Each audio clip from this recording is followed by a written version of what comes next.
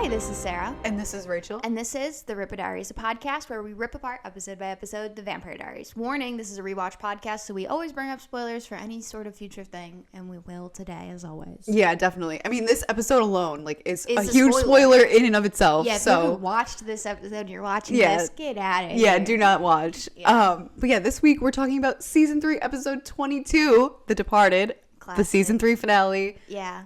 I would Huge say episode. Widely known as the best episode of Vampire Diaries. I think so. I wish I'd fact-checked this before I'm saying it, but I'm going to say it anyway. I have to believe it's the highest rated episode on Rotten Tomatoes. I don't know if they go episode by episode, but IMDb for sure. All of those things that are rating things episode by episode rather than just the whole show. This is one of the best critically, fan-wise. It's just one of the favorites. Yeah. For so many reasons. So we should get into it because it's definitely going to be a long episode today. I just can already tell. Yeah, sit down, get yourself comfortable. Definitely, get a drink. Yeah, get a drink. Yeah. Because here we go. Yep. Starting out at the Gilbert house, Elena's in her bed sleeping when her alarm clock goes off. It's like a radio alarm clock, and you see it's 6:45 in the morning, bright and early. Yep. Which this is a little jarring, obviously, because last we saw Elena had passed out, blood all over the place the night before. So you're like, what is going on? And the radio is playing "So What" by Pink. Full blast at 6:45 in the morning. So you're just already like, something's going on. What is going on? Attributing to that, Elena, usually we see in the morning, she wakes up, she stares off into the distance, she huffs and puffs, she's got a lot going on. Very different Not vibe. this Elena. This Elena, immediately, she starts nodding and turning the music up. She's bobbing her head. She's like, all right. I know, I'm like, that was not me at all in high school. No. Not at all relatable. 6:45, no. No, I couldn't even make it to our 10-10 period 3, whatever that was. It's a challenge. So... Yeah, so this is a very different Elena. She immediately gets out of bed. She's dancing as she pulls her hair up into a ponytail. She's looking at herself in the mirror. And then she grabs cheerleading pom-poms off her dresser, and she throws them onto the window seat where her cheerleader uniform is all laid out. Which is a very, I would say, confirming clue this is a flashback. If you weren't sort of getting it by Pink years after the fact. I know. I love that they use that song as a 2-year flashback. God, It works so well. It still holds up. I was obsessed with that song when it came out too. So I was like, that's so period accurate. It really is. No, they knew what they were doing. It is. But anyway, so if you didn't already get the hint, this is a flashback. And the next scene really cements that in where, Elena goes right downstairs. She's all in her uniform now. And she goes into the kitchen where Aunt Jenna is making coffee. Oh, what a shock. Yeah, what a shock. Immediate flashback, but also so happy. Justice for Jenna. Thank God she's back. I love her. I know. And it's interesting to see this cheerleader era of Elena. It's an Elena we never got to see. We've heard existed, but we never really saw her this way. So it's interesting that throughout this episode we'll get to see this version of her. So anyway, Jenna says hey to Elena, and Elena informs her that Jeremy locked himself in the bathroom again. Oh my God. We don't know what he's doing in there. I was like, way to call out Jeremy for that. He did not deserve that. Yeah, that was unnecessary. God. Yeah. But anyway, Jenna says he's 14, they don't think. Again, verbal confirmation, this is a flashback. And putting us exactly to where it is. Only a couple years back. Yeah, I think 2 years ago, basically. Yes. So pretty good indicator that this is around a certain time frame. Yep. So Elena goes to take the coffee pot, but Jenna immediately stops her, taking it back, saying that Elena's going to get her in trouble. And we see why. Miranda, Elena's mom, walks into the room and says good morning. This is the first we're seeing of her, so you don't even necessarily know that's who that is on first watch. But then Elena does say good morning, Mom, obviously letting us know. And Miranda kisses Elena on the cheek, and immediately you're like, what is going on? Yeah, what's going on? What is this? And we see Elena wakes up in the hospital in her bed because, of course, flashbacks are never just random. They're always sort of born out of somebody being otherwise reminiscing or unconscious or something. Yeah, or both. Yeah. Or both. And it's very jarring because the whole opening sequence is very bright and white and light and fun. And then it's darkness. John Baring, you will always be famous. If you're a first-time watcher, you got to know our favorite DVD director who always pops off with the cinematography, with the directorial visuals, choices, all of it. the visuals, the blocking. Everything is so good. And John Baring is killing it in this episode. Yeah, the difference is so noticeable. which so noticeable. really sets the tone for like how her whole arc this episode is going to go. Yes. Yeah, because it's immediately darker, serious, intense. You hear the hospital monitor like beeping, and the title sequence comes up. Then we see outside Elena's hospital room. Different vibe. Definitely different vibe. We see Jeremy talking to Meredith, who says that she's going to be fine. She got a little banged up today. She hit her head, but it was just a slight concussion. Nothing to worry about. Okay, Meredith. I don't know why Meredith would lie about this. Like, I get, she kind of justifies it later, like why she lied to Jeremy. But why He's not? Like 16, so and it's his sister. But why not just tell Elena or call Damon or like anyone to be like, keep an eye on her. Be like, yeah, by the way, she had a brain bleed. Yeah. Spoil.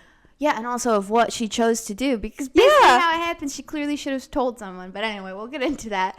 Jeremy clearly isn't buying it, interestingly, in this conversation. He may be stupid, but he's not dumb. He's not dumb. He is not dumb. He points out she literally passed out and there was blood everywhere. Yeah, not a concussion symptom. Yeah. But Meredith insists, honestly, Jeremy, she's okay. She's been through a lot. And then, okay, Meredith. Then Meredith asks, is there anyone you want to call? Her asking him this knowing full well they got nobody. Everybody's dead except for Stefan and Damon, the boyfriends. Literally the boyfriends. Yeah, but anyway, speaking of the boyfriends, obviously Jeremy does decide, like, I should tell someone, gotta tell the boyfriends. And we see that Damon and Stefan are driving off to dump Klaus's body in the Atlantic. Yeah. Because that kind of gives you an indicator, too. It's not that far after the last episode. Because we saw them in the car talking at the very end of the last episode. So it's probably only been a couple hours. Yeah. Oh, yeah. I feel like at most. And Jeremy has called them, and we just see Damon's side, and he's like, you did what? And Jeremy is like, look, I took her to the hospital. When you find your sister unconscious, you call 911, obviously. Yeah. And Damon just says, like, not when you have a parade of vampires at your disposal. And Stefan says, every remaining original is going to want Elena dead to stop Alaric. She's a sitting duck in there. And Jeremy just says, like, Meredith wants to keep her here for observation. And Damon is like, no, get her home. We're on our way back. And then Damon just, like, hangs up on him, of course. Damon always goes for any dig against Jeremy he can. I know. But also, it's bad when even Stefan was being sassy with Jeremy and, like, a little annoyed. You're like, it's bad. We haven't seen Stefan get like this with Jeremy since he, like, was choking him out. He was like, Jeremy. Yeah, I thought you were going to say, at the start of season 2, after taking the pills. Season 2, where he was like, what were you thinking? Yeah. Yeah, he's borderline there in this. He's like, close. What's wrong with you? Yeah, he's close. But anyway, Damon hangs up on him and is like, says to Stefan, have I told you lately how much I appreciate you not being the dumbest brother on earth? And Stefan, still keeping serious, like, he's focused on what has to be done. He's like, one of us needs to keep moving, right? If Klaus really is the sire of their bloodline, they need to keep the body hidden before Alaric finds him, kills him, and then they all die. Yeah. And Damon just says, our life is one big proverbial coin toss, obviously. It's going to flip for who goes back. Yeah, so true. Yeah. Which, of course, back at the hospital where, of course, people are getting in on the fact that Elena is there and want her. Multiple people want her at this point. Yeah. We see Meredith going into her office and is shocked to see that Alaric is sitting at her desk. He gives a menacing, hello, Meredith. But she immediately gets straight to the point and asks what he is doing there. Yeah. And he informs her, I'm Elena's guardian. I thought it was strange that I didn't get a phone call. And he's like menacingly stroking his chin. Yeah. I was like, he's like so far into the evil vibes. I know. It's working, but it's kind of funny. Yeah, Matt Davis went method for this. He was really going all in. It's so good. Yeah. But Meredith, again, straight to the point. She's just like, how did you find out? And so he tells her that I have eyes and ears everywhere now. He says, it's funny. The people of this town are actually good at their jobs when you allow them to be. Speaking of, you're a little too good at your job. And he gets up and he goes over to a little mini fridge that she has and he pulls out a rack of test tubes that are filled with vampire blood. And he says, but that's because you cheat. I found your stash of vampire blood. And he immediately starts opening up the test tubes and pouring them out onto her desk on like random files also, which I was like, not into the trash. Clean this up. It was everywhere. Yeah, at that point you're just being petty. Yeah. But anyway, so he's like pouring them out. She immediately starts protesting and like telling him to stop. But obviously he doesn't. Come on, he empties out every last tube. And it's gone now. And he tells her that the council will be in touch with the medical board to have your license suspended. Mayor Lockwood and Sheriff Forbes are being relieved of their duties. It's getting serious. He said, I'm getting this town back under control. What are they telling the medical board? I can't even imagine. She's using vampire blood to heal people? I don't know. They must make up some lie that feels somehow equivalent. Yeah, like she's doing something unethical. I mean... Well, let me finish the scene and then we get into it. But he takes Elena's medical folder out of Meredith's hand and says that you'll be releasing Elena to my custody. And he signs the paperwork and just hands it back to her. And then he just gets up, exits the room, and like goes towards Elena's hospital room, which he enters and finds the bed is empty. Obviously, the boys got her. She's gone, yeah. And he does like a little one eyebrow raised dramatic look around, like where'd she go?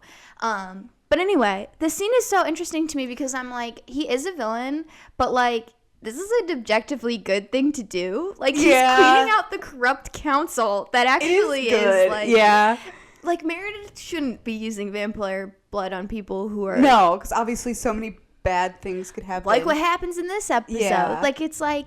It's one thing if somebody consents to it and says they're okay with it. Yeah. But, like, you know, they have it with Matt later on in certain episodes where he refuses to do it because he doesn't want to risk it. Like, it's not he'd rather just die. So it's one of those things where it's like, I get it. Yeah. But also it's pretty unethical. Yeah, it's not great. Yeah. It's not great. And along with, like, the whole council and, like, everything they're doing, which is why they probably had to go in so hard last episode of him full-on torturing Caroline. So it's like, he's the villain. Classic villain indicator. They always torture Caroline. Yep. So, yeah. Yeah. But anyway, Elena, of course, is out of there now. So. Yeah, Elena's gone and got a good little reminder of what Meredith's been up to. Yes. Wink. But we see where Elena went off to. We see at the Gilbert house, Tyler and Matt open the front door and they go inside. And then Caroline comes in behind her with like Elena, like with her arm wrapped around her, helping her into the house. And Caroline tells her to go to the couch. And Elena tries to say that she's fine. She just wants something to eat first. And Tyler's like, we're on it as soon as we make sure no one's lurking in the closets. Which I thought was going to be like a joking line. But then they were went upstairs and checked the closets. Elena does need the closets She does. No, she does. I'm glad they did. So Tyler and Matt go upstairs. And Caroline like leads Elena over to the couch and tells her, you know, couch now, like go. And Elena again is like, I told you I'm fine. But Caroline starts grabbing a blanket off of a chair and like follows Elena over to the couch, like tuck her in basically. Yeah. And tells her to rest. So Elena sits down and Caroline puts the blanket on her. And Caroline is like, so what can I get you? Do you want some tea? Maybe some vodka? Both will help you sleep. So either would work. And Elena just kind of stares at Caroline. And Caroline sits down on the couch and is like, I know, I'm being smothering. It's what I do. And Elena tells her that it's nice. And Caroline jokes that she should give her tea with vodka. Can Elena even have vodka, first of all? I'm like, she has a concussion. Yeah. In their minds. And they must imagine that she's got some sort of medicine in her system. They're like, vodka. Yeah, why not? It's probably fine. Yeah. It's definitely not. Don't drink vodka if you've been to the hospital that same day. Not a good call for any reason. Yeah, I don't know. Hopefully they didn't end up doing that. But anyway, they both laugh and Caroline gets up to like go get her tea and vodka. Yeah. And Elena stays on the couch and starts looking at like a photo of her with her parents and then one of just her with her like cheerleader uniform on. Yeah. Just kind of wistfully thinking off, obviously. Yeah. Obvious indicator into a flashback. Yeah. We know the moves by now. Of course. And if you didn't know it was a flashback, you can clearly tell by the color grading. It's like immediately, again, the bright light, airy vibes of the flashbacks versus the very dark, heavy vibes of the present. Mm-hmm. Obviously, tonally significant too that they're choosing to do it that way. And we see it's at the high school. Matt and Elena are walking across the school lawn. They're holding hands. It's the Matt Elena era, everybody. Oh, God. Are you excited they chose this to flashback to? Yep. But anyway, we see Bonnie. She's like walking beside them. The girls are in their full cheerleader uniforms. Clearly like such a different life we never got to see. And Elena tells them that Caroline Forbes said my ponytail lacked zhuzh. I like Caroline Forbes. Yeah. Are they not like close friends with her or something? Well, that's what it made me wonder. I was like, to me, that's an indicator that they were maybe like fringe friends. Like it was like they grew up together. They're in the same like circles. So they're like friends, but they're not like besties maybe in the same way, which is kind of the vibe I get in the first season too. That's true. In season 1, there is kind of like that weird tension that Caroline is almost like Yeah, fringe ish. Yeah. Like, she's not as good of friends as Elena and Bonnie. No, yeah, it's definitely like the whole vampire stuff that the three of them get cemented as like a trio. Yeah. I don't think they were like a trio before this necessarily. I think they were all friends. But yeah, this is what made them a trio. But anyway, Matt's laughing about that, saying he doesn't even know what that means. This boy has a lot to learn. So dumb. He's so dumb. Shush. I feel like it's self-implied that it's just like sort of like oomph to it. I was gonna say, it's like basically an onomatopoeia. So like. Yeah. Yeah, it's just like, a vibe. I don't know. It's like you just get it. You just get it. Matt doesn't. Or you don't. Yeah, or you don't. But Bonnie jumps in and explains that it means Caroline is driving Elena crazy, as usual. Again, another indicator they're maybe not the best of friends, but which Bonnie then says, as I psychically predicted, flare genes are making a comeback. She's so funny for this. She is. I love her. Which Elena laughs at that and says, it doesn't mean you're psychic, Bonnie. It means that you watch too much Top Model. And Bonnie tells her, say what you want, but I've got a bad feeling about the bonfire tonight. And Elena says, it doesn't matter because I can't go. Matt immediately stops walking, turns, and like gives her a look like, how could you? Yeah. Yeah, why are you doing this to me, Elena? Yeah. And Elena continues without him even needing to say anything. The look was enough. Yeah. She says, I know, but Jenna's in town and my parents want to do a family night. And Matt pushes, you have to go. See if you can sneak out. And Elena smiles and Matt kisses her. Seeing Elena and Matt kiss, it feels so wrong. I'm like, I don't want to see that. It's so funny too because I feel like, and maybe this is, I don't know if this is a credit to both actors or what, but I feel like they have so much platonic chemistry. Yeah. But when I see this, I'm like, ew. And it works. Like, they're playing it well. Like, you can't really tell they're a not difference. doing it badly, but it's just, it's so ew, where it's just like, I can't think of you. It's like, I can't think of you guys that way. It's just weird. They should have hit it or something. And like a ball come across the screen at the same time, and so you don't have to see it. Bonnie's like standing in front of them. Yeah. But no, unfortunately, we see the Matt and Elena kiss in full glory. And Matt says that he has to go see Coach Tanner. Flashback moment. R.I.P. in peace, or in hell, actually. But anyway, Matt says that he loves Elena, and then he walks away. And Bonnie gives Elena a look with a raised eyebrow and points out, you didn't say it back. And Elena's like, what? And Bonnie says, you know what? You can't string him along, Elena. If you're not into it anymore, just tell him. We love Bonnie. We love Bonnie. And Elena loves to play stupid when it comes to questions about men that she doesn't want to answer. She's like, what are you talking about? Yeah. Yeah, very obvious stuff. But anyway. Yeah. And then we see back in the present day, Elena is waking up on the couch, and Matt is now sitting like kind of next to her. He's just like watching her. You're being so generous. He's like like looking her. It's really kind of creepy. To be fair, someone should be watching her, but that's true. She like does need to be observed. It could be a little casualer. Yeah. Yeah. But anyway, he's sitting like by her legs on the couch, and Elena asks him like, "Where is everyone?" And Matt tells her that Tyler and Caroline got a call from their moms. And then Matt asks her, what were you dreaming about? And Elena says, sophomore year. And Matt comments that seems like forever ago. And Elena says it was. And then she says, I'm sorry I strung you along. I should have figured out what I wanted and just been honest about it. And now I'm making the same mistakes with Stefan and Damon. It's not right what I'm doing to them either. I have to let one of them go. Yeah. And Matt cuts to the chase. He's like, which one? He's ready for the dish. He's like, which one? Yeah. And right as he asks this, of course, Stefan comes in the house and is like, yeah, exactly. Walks across the room towards Elena, and they like kind of like are going towards each other. Yeah, immediately relieved. Yeah, they needed each other in that moment for sure. Definitely. Yeah, she's like a Stefan, like a very relieved Stefan, and they walk toward each other like kind of quickly and like greet each other and hug. Yeah. So. Yeah, they're definitely having a moment. Like she looks so relieved to see him. He has this little like sigh when he hugs her. That's obviously very like, oh my god, like you're alive. Like I get to just like be with you. Yeah, both are relieved for sure. Yeah, such a dynamic there. I know. It really shows. Yeah, I feel like it really is like about the comfort they provide to each other. 100%. Yeah. Yeah.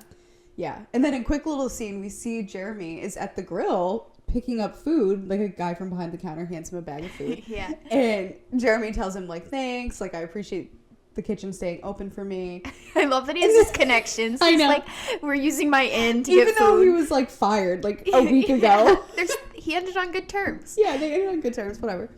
And as he's grabbing the food about to leave, Alaric comes up to the bar, puts down 2 bottles of beer, and looks at him and is like, we need to talk. Even Evil-laric is an alcoholic.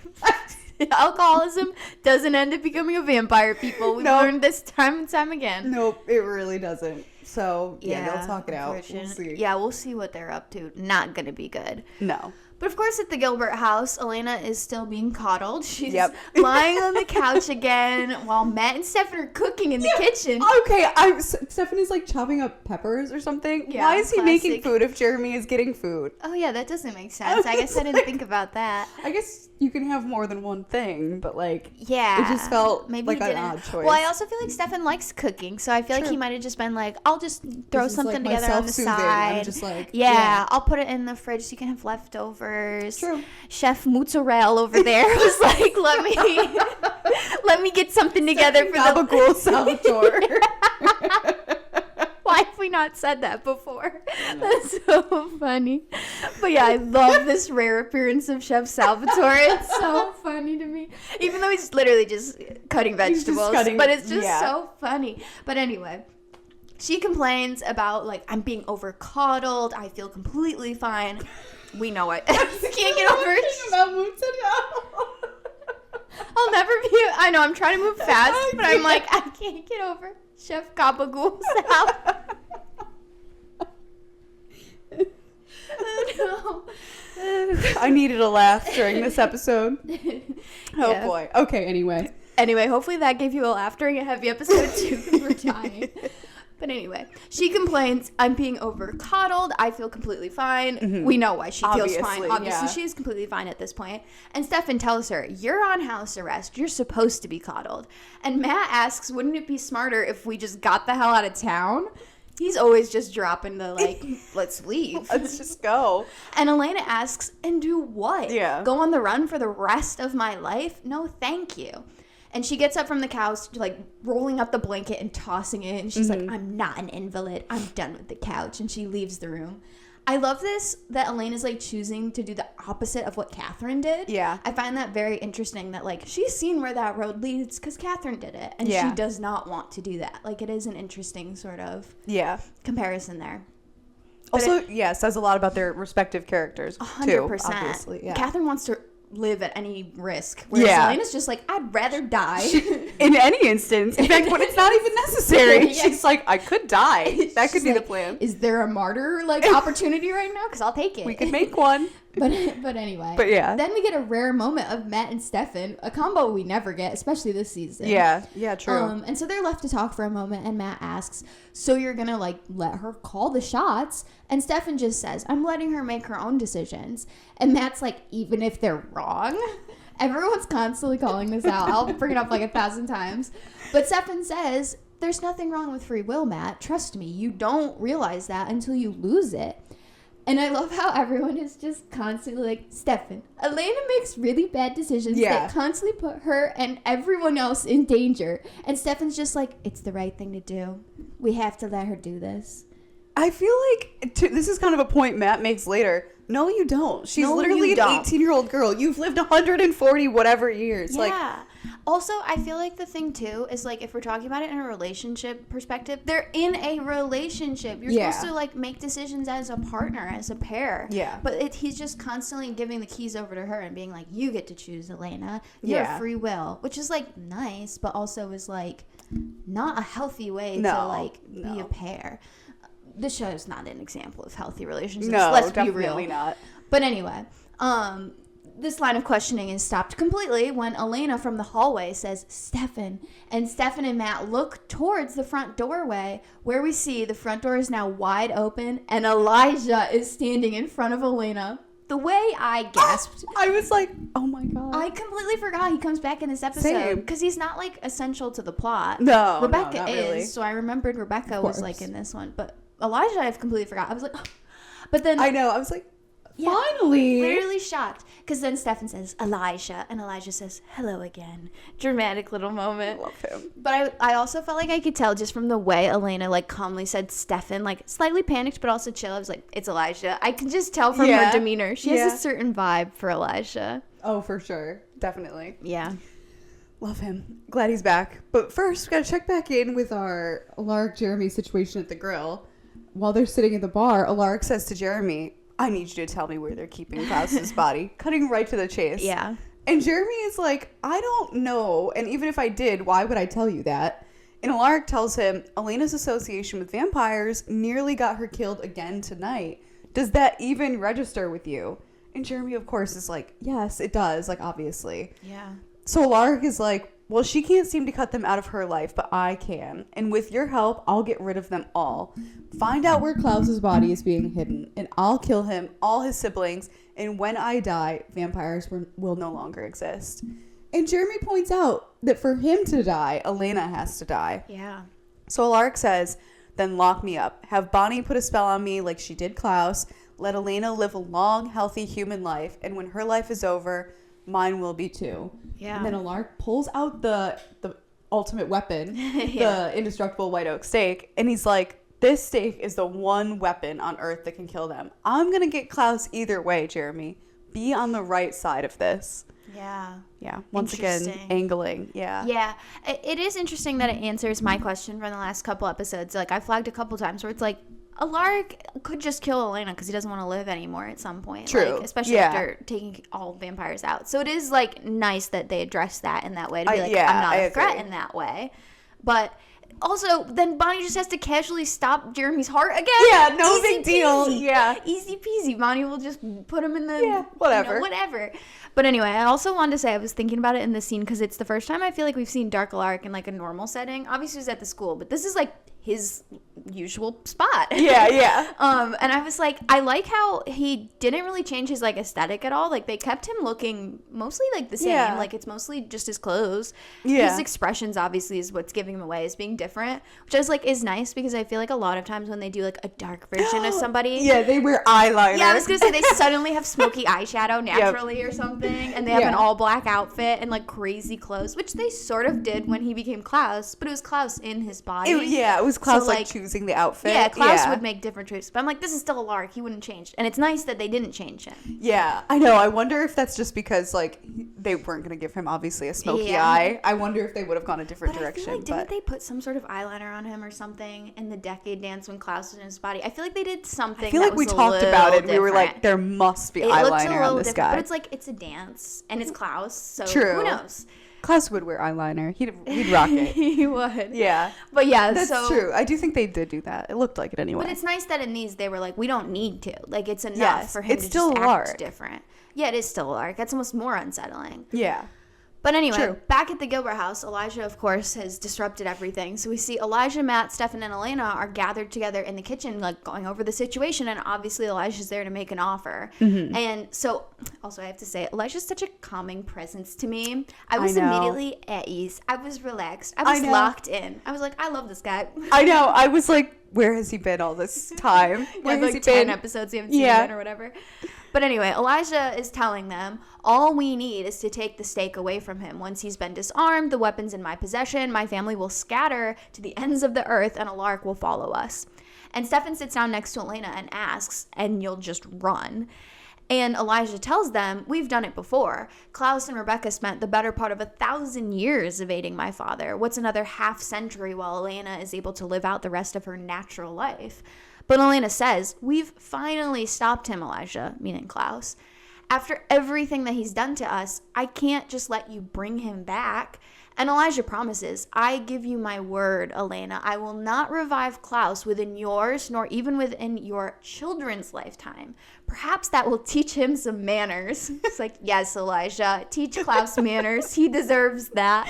He does. But also, does Elijah's word actually mean anything? Okay, I was like, Elijah, your word means literally nothing. It means literally nothing. The only person that even thinks it does is Elena at this point. Yeah, I feel like the everyone only else. reason this works. Yeah, everyone else is fully aware. No, it doesn't. Even Matt, who's the next person that calls it out, which Matt is purely part of this like conversation due to the circumstances. He was just there. True. But he literally says, why should she trust you? All you've done is screw her over. And Elijah claims, and for that I am deeply ashamed. But know this, she could have been dead the instant that I walked through that door tonight. So Elena, I leave it to you to make the decision whether to trust me or not. Suddenly, we hear Damon respond via someone's speakerphone, not hello. And we see him like still on the road on the phone as he continues, did that concussion give you brain damage? Little does he know. Yeah, it did, honestly. And he says his lunatic siblings will kill you the first chance they get. But Elijah, like, just doubles down. He's like, Rebekah and Cole will honor the terms. If you return Klaus's body to us, Elena will come to no harm. And Elena looks at Stefan as Elijah asks, do we have a deal? And Elena and Stefan are just kind of sharing looks. They're having that, like, non-verbal communication moment where they're kind of, like, reading what each other is feeling. And Damon very verbally is yelling over the phone, no, no, no, no, no. Did I mention no? He's so against this for obvious reasons. For obvious reasons. And he's freaking right. No, he is so right. But also, yeah, I mean, I feel like she has no other choice. She has no other choice because you could just kill her right there. Yeah. I'm going to agree. But, yeah, it's just, yeah. Of course, though, Stefan just says, Elena, it's up to you. Of course he's going to let her choose. And Damon literally, oh, come on. Immediately, Damon is like, well, everything's falling apart. This is all wrong. He's serving realness in this scene. I burst out laughing when he was like, come on. Yeah, he's anyone viewing who's like, Elijah, I love you, but you're not, like, you can't be trustworthy. You also can't control your siblings. Let's be real. Okay, that's the other thing I was going to bring up in a later scene. For obvious reasons, is he shouldn't promise things like this because and no one should trust him in this. He can't control Rebekah. He can't control Cole. Let's be real. No. Maybe he can get to Klaus. Yeah, maybe. Sometimes. Only Klaus really could control them, and that's because he'd just dagger him. That's true. That's true. But anyway, Elena asks Elijah, why do you want Klaus's body? And Elijah, he always knows the right card to play with Elena, and it's the family card every time. I know, because he says, he's my brother. We remain together, which is such like a cute way to put it. We remain together. And Elena just sighs, and she's like, we have a deal. Girl! She was swayed so easily. She really was. Your brother. I forgot. Let me give it to you. Like, oh, come on. Oh, forget that he, like, ruined my life, killed Aunt Jenna, like all the other things. Oh, he's your brother. Yeah, okay. Yeah. It's really... Yeah. I mean, she doesn't really have that much of a choice. Like, no. Otherwise, Rebekah's coming there and killing her right now. Yeah. But... Yeah. I mean, and to be fair, they don't wake Klaus, but that's because of so many other circumstances. Yeah. It's like, they never really get his body anyway. But yeah, true. Anyway, it's so crazy that they're even debating this. I know. As Damon points out. Yeah, shouldn't even be a question. But anyway, gotta check it back in where Caroline and Tyler ran off to, as we know their moms called them. Yeah. So we see at the Lockwood mansion, Caroline and Tyler, like, run into the house, obviously, like, concerned. And we see that Liz and Carol are waiting for them in the parlor. Tyler, like, calls out to his mom, who says they're in here. So Tyler and Caroline, like, go further into the house, and they see them. And Tyler is like, what's going on? And Carol tells them, Alaric outed us to the council. He told them everything. The whole council knows what both of you are. And Liz adds onto that he's got them looking for Klaus, and then they're going to come looking for you. So you can't be here when they do. And Caroline is like, what are you saying? And Liz says, you both need to get out of town, which is crazy. Yeah. I forgot about this plot. Me too. I forgot this was even a thing. Because it's cleaned up immediately. Yeah, I was going to say, it gets resolved immediately. Yeah, they both backpedal. within the episode and also in season 4. I was like... They backpedal instantly. Yeah. Also, I remembered how they, like, resolved the whole the whole council thing after we recorded it. Just wipe out the council. They just kill everyone. Yeah. They really didn't like this plot after this episode. They were like, I changed my mind. They definitely did. Oh, they did. Which is why I forgot about this whole situation. Yeah. But anyway, so as if this wasn't already kind of crazy, Carol immediately launches into this, like, I have some cash pulled together. Liz is getting you new identification. Yeah. We'll get school records. Girl, they don't even go to school now. Like, little does she know. It's fine. It's fine. They'll be students of life. Yeah, just get the fake diploma at this point. Who cares? Honestly. And Tyler is like, whoa, wait a minute. You want us to run? And Liz is like, we can't protect you anymore. Basically saying yes. You have to, yeah. Yeah. And Caroline is like, we can't just pack up and leave. And Carol says, if you stay, you're going to end up dead. You do not have a choice. And Caroline looks to Liz, like, kind of hoping she'll be like, maybe we can find a way around it or something. Mm-hmm. But Liz just shakes her head no. Yeah. Like, indicating this is it. Like, this is the only way. Yeah, you have to do it. Bonnie and Clyde situation now. Truly. So, yeah, not looking good for those two for this episode. No, yeah, just for this episode only. And not even for that long. Yeah, this plot just gets erased next episode, but whatever. Yeah, true. Anyway, going back to a plot that matters currently. Yes. Matt and Jeremy are sitting alone on the steps of the front porch of the Gilbert house, and Matt asks Jeremy what he's going to do about all of this. And like the Alaric thing, obviously, is the last thing we saw. And Jeremy says, what I want to do is run in that house, grab Elena, and get her out of here and away from all of this. And Matt's like, why don't we? He immediately adds himself in, why don't we? It's always two dumb bitches telling each other exactly. That's what I was going to say is when Matt and Jeremy are left alone to scheme, you know it's bad news. You know a crossbow is involved somehow. Like, it's not looking good. Oh, my God. But luckily, Jeremy's being a little logical here. He does say, good luck getting past her vampires in there. Like, come on. Even if I wanted to help Alaric, I have no idea where Klaus's body is. And Matt responds, I do. Matt. Who would tell him? Matt, no. Yeah, they didn't have to. He's been lurking. He's watching Elena sleep. He's standing over Elijah's chair. He's got the intel. He's going through Stefan's phone while he's in the bathroom. I feel like Matt has that benefit where it's like, sometimes it's good to be invisible. Because people just say anything in front of him. It's so true. They don't know the difference. They don't think it matters. No, it's so true. But anyway, after that quick scene, we do go to the grill where we see Alaric is still at the bar. Literally not a single soul in there. And his phone rings, and it's Jeremy. And Alaric answers, and Jeremy immediately jumps in by telling him, I know where Klaus's body is. So, you know, you're inferring here that Matt told Jeremy, and they went and called Alaric. And Alaric says, good, tell me. And Jeremy just immediately does. He says, Damon's on his way to bury him in the woods off of Route 12. I'll text you the specifics. Alaric gets a big smile, and he's like, thank you, Jeremy. You're doing the right thing for your sister. And Jeremy just says, I know, and hangs up. This is the biggest betrayal, the hugest, like, outrage until we see that Stefan, Matt, Elena, and Elijah are all standing there at the table looking at Jeremy, who just says, he bought it. Classic. Stefan nods, and everyone, like, looks on approvingly, like, plan in motion.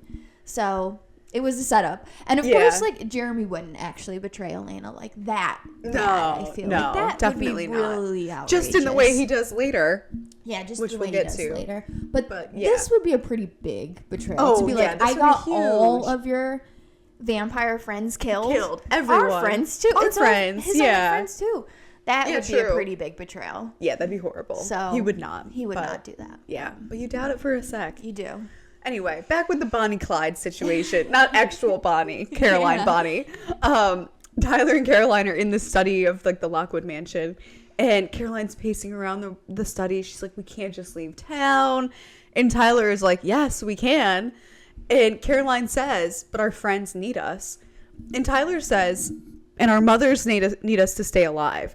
And Tyler kind of goes over to Caroline and continues saying, look, Stefan and Damon are going to do whatever it takes to protect themselves, but this is our lives. Let me protect you. So Caroline tells him, I'll go anywhere with you. I mean, if we have to spend the rest of our lives running, I'll run with you. But first, I have to help our friends. So Tyler is like, okay, I'll get stuff together and meet you in the Lockwood cellar in 2 hours. Which that's always the meeting. Yeah, which I guess they needed to lay low. So the council wouldn't know about it. Yeah. But anyway, Caroline says deal, and they kiss. And Tyler's like, you know, we've got to travel light. What do you need? And Caroline says, just you. And maybe a curling iron. I did like that. I did too.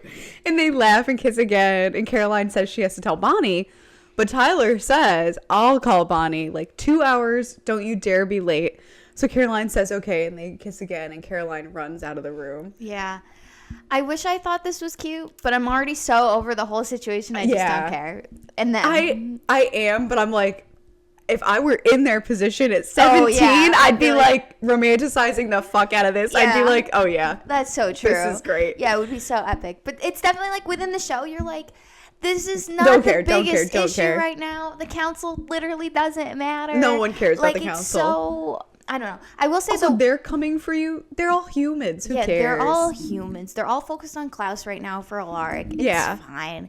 But I will say the one interesting aspect to it is that we have Caroline and Tyler choosing to run while Elena isn't, which is interesting because they don't even like lean into those parallels or that difference there at all. I'm like, that could be an interesting sort of like difference to have going on at the same time. Because Caroline and Tyler are running from the council. They can go one town over and they'll be fine. Nobody's going to care. True.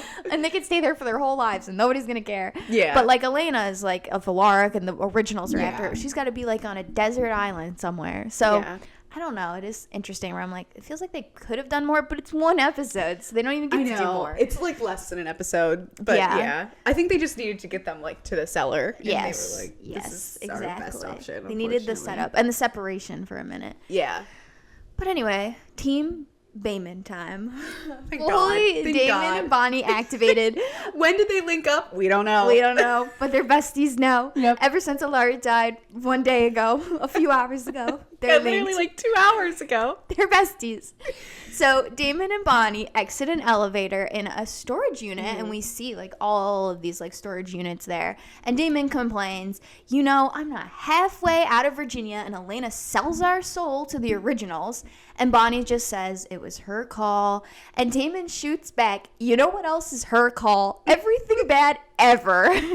He's right. He's right. And why is everything Elena's call? Like, if anything, the vampire should have just as much voice in this as she does, because they're just as at risk as she is in dying in this whole situation. Honestly, yeah. Elena, she's at risk, but so is everyone else. So I don't get why she gets the voting power. No, I know. It's kind of hard to do this like democratically, but literally all of them have a stake in this. Yeah. I don't know, just give her 2 votes or something. Yeah, give her 2. Everyone else gets 1. Yeah. I don't know. Like, honestly. It really is pretty odd that they're just like, she just gets to decide. And it's only because Stefan's just being like, she gets to decide, and everyone else just falls in line. Yeah. So, besides Damon, obviously. Yeah. But Bonnie, she's just focusing up. She doesn't care about the voting games. Bonnie's always playing her own game. She's ready. She's just like, where's the body? As long as it's unspelled, Alaric is 1 witch away from finding it. They're talking about Klaus, of course. And Damon says, hidden. I was going to use Unit 666, but I figured that was a little obvious. So they step in front of a specific unit, and he announces 1020. Mini fridge, couple bird cages, a box of old Playboys, and he like pulls the door open, and the shutters like go open, and he says, 1 beef jerkified original. He was feeling some type of way this day. He really was. He was like, I've got 1 day left to live. I'm going to be as funny as hell. Yep. But anyway, so they start to go inside, where you see Bonnie immediately opens up the casket that's inside, and Klaus is chained and desiccated inside of it. But then suddenly his eyes fly open, and they just like look at him, and Damon's like, ooh, creepy. Yeah. I love the eerie like Klaus desiccation face, and like he does this like slow judgy blink at them. It's so like, funny. Mm-hmm. It's such like a good choice for like what he looked like when he was like quote unquote dead. Yeah. Because you can also like feel the wrath in his expression. Like Joseph is so good as an actor. Yes. And this is one of those episodes where he has no lines, he's dead. But it totally proves it, where he's just like, just the sass in that face. Yeah. You're like, I know what he's thinking. And so Bonnie tells Damon, I need a minute.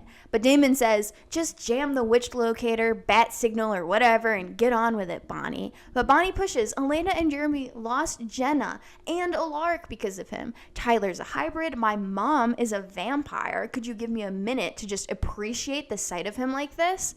And I love how, like, when Bonnie's delivering this, and basically since she entered, she's kept her eyes on Klaus the whole scene. She's locked in. Very serious. Her and Stefan are the very serious ones in this episode. Definitely. So Damon finally leaves, and he closes the door of the storage unit behind him, and Bonnie just leans over the casket looking down at Klaus, and she says, "You should burn in hell.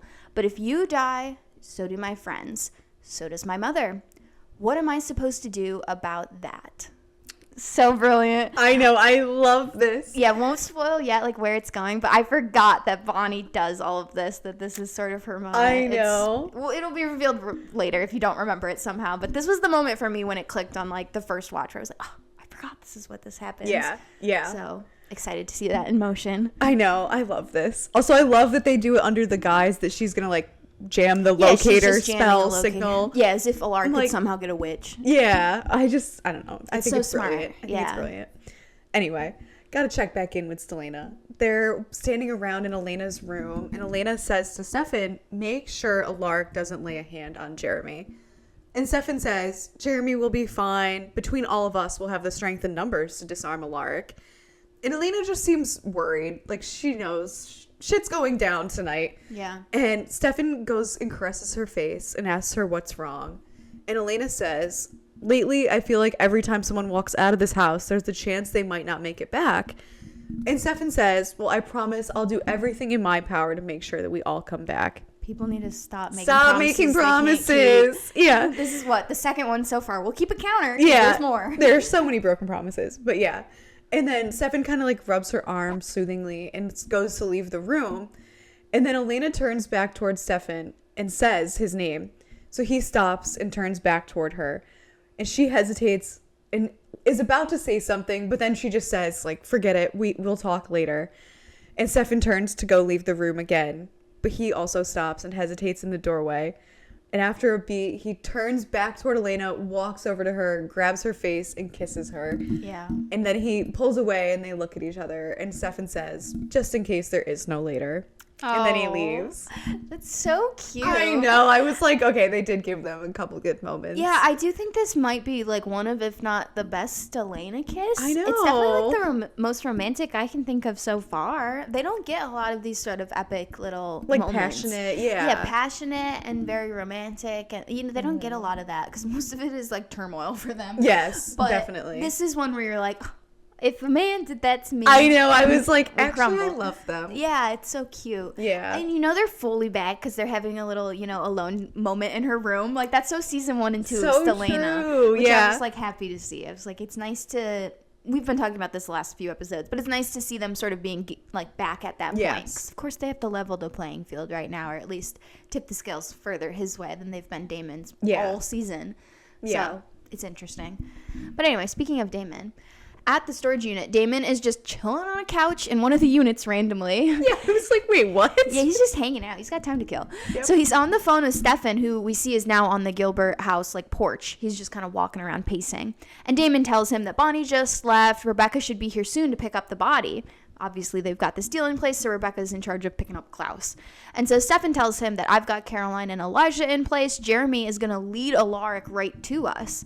And Damon asks, you just had to let her make the choice, didn't you? And Stefan asks back, what would you have done, Damon? And Damon says, grabbed her, gagged her, threw her in a well. I don't know. Anything other than let her trust Elijah. Yeah. Again, Fair. the way that Damon is always right about not trusting the originals, and especially Elijah. He's always right. Yeah. But Stefan asks, you know that she'd hate you for it, right? And Damon points out, yeah, but she'd be alive and she'd hate me. Thus, the eternal difference between you and me, brother. And Stefan says, as soon as we get the stake, hand over the coffin and get out. Alaric's got half the police looking for Klaus's car. Literally crazy. And so Damon's just like, will do. And we hear the elevator ding. Mm-hmm. But to address that scene before kind of going into the next little bit, Damon outlining that as their like eternal difference before what happens. I know. Is like, I mean, obviously they wrote it so they know it was about to happen. I know. But like it is like really weirdly shocking. Like, that he would say it in that way, and then it happens. I know. I thought that, too. I really specifically noticed the eternal difference, and I was like, Okay, maybe it's not subtle, like maybe I'm giving them too much credit, but I'm like, the way it just comes full circle, like I love. Like it doesn't feel like they're overplaying it. No. Because it's kind of like a throwaway line in like this phone call scene that's nothing crazy. Yeah. But yeah, I don't know. I just loved it. Felt like everything came so full circle in this episode. Really did. And this is one of those things. Yeah, the she'd be alive and she'd hate me is so just jarring on a rewatch where you're like, she Stefan would can't be. relate. Yeah, he Stefan can't relate. Yeah. I don't know. It is really interesting that they give this sort of setup to this moment. Again, they're tipping the scales like one way or another. They're trying to bring them to this like weird level playing field where there's reasons for both at this point. But anyway, the elevator dings. Damon says that I gotta go. The original sister is here. And Damon hangs up and he just like waltzes out of the unit saying, "It's about time, sexy Bex." When suddenly, Alaric is the one that actually arrived. And he grabs Damon from behind, immediately puts him in a chokehold. And he obviously immediately is like, "Where's Klaus?" Damon is obviously shocked by the turn of events. And he's just like, "How did you find me?" First priority here. That's all he cares about. And Alaric tells him, "Oh, you'd be amazed at how competent law enforcement is when it's not corrupted by vampires. Now, where is Klaus?" And Damon answers, "In a storage locker. There's only about 1,000 of them. Have at it." And Alaric immediately just breaks Damon's neck and lays him down on the ground and walks off to begin his search for Klaus's body. I gotta say, him not killing Damon here is like, okay, now we're divesting from the point. I feel like there's no more cause. Damon's causing more problems than he is helping. So I know. I did think that too. I was like, this is really, even all season, I was like, this is only the only time I've really been like plot armor. Yeah. So I was like, he shouldn't have come out of this episode alive against Alaric. For sure, multiple times. Yeah, if not in this scene, any of the later ones. There's 3 of them, which maybe that third is arguably when he's getting the closest to killing Damon. Yeah. Before what happens. But still, it's like the fact he survives this is unbelievable. But I know. They almost needed to make him like kind of more like Michael, where he was like, I just don't even care about like the non-originals. That's true. Yeah. Maybe is what they're trying to do. Yeah. Yeah, it just doesn't play that well because I know it just doesn't work. Yeah. But I thought the same thing. But anyway, we see back at the Gilbert house, Elena is sitting in her like window seat in her bedroom, kind of like wistfully thinking, looking off, when Matt enters and comes in with like a cup of tea for himself and one for her. And she takes it from him and thanks him. And then she takes a sip and makes a face like it obviously like, not good. Yeah, it doesn't taste good. And Matt sits down with her and like he apologizes saying he over-honeyed it because he sucks at tea. Which I was like, what did he put in this? That he was like masking the taste of it. Okay, well, the other thing I was gonna say is it just that honey is sweet, and there are certain drugs that taste like really sweet. So I was like, what did he give her? I know. I was like, what did he give her, and where did he get it? Yeah, I don't know. Like just a bunch of melatonin. Like that seems like the easiest, I guess. Maybe, but that would make it like so bitter or something. I don't know. But anyway, it's very odd. He's wild for this. Anyway, so he sits down and he obviously picked up on that relief, comfort that we were talking about earlier, and he goes, "So Stefan." He's ready. This whole episode, he's ready. He wants to just gossip. And Elena says, "He saved my life, you know. I never told you that. The night that my parents' car went off the bridge, Stefan was the one that saved me." And Matt is like, "So do you feel like you owe him or something?" That made me laugh. I was like, okay, Matt. He's like, why else would you break up with me and then go date this guy? Matt is like, oh, I get it now. You. Yeah, he was blackmailing. Okay, I see. You can fess up. It's okay. It's a safe Got space. it. Yes. This is like Stockholm syndrome. Yeah. He blackmailed you and now you really love him. But anyway, Elena is like, no, it's not that. After the accident, I kind of felt like I didn't know how to live anymore. Like I didn't want to. But then being with Stefan, I just somehow figured it out. And that's what love should be.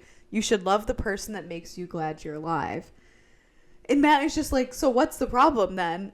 And Elena says, the problem is Damon. When I'm with him, he just consumes me. And I know that I can't love them both. I know that it's wrong. But when I choose one, I'll lose the other.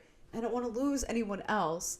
And then she says, like, I just wish I had my mom here to give me some advice. And then she takes another sip and kind of like looks out the window.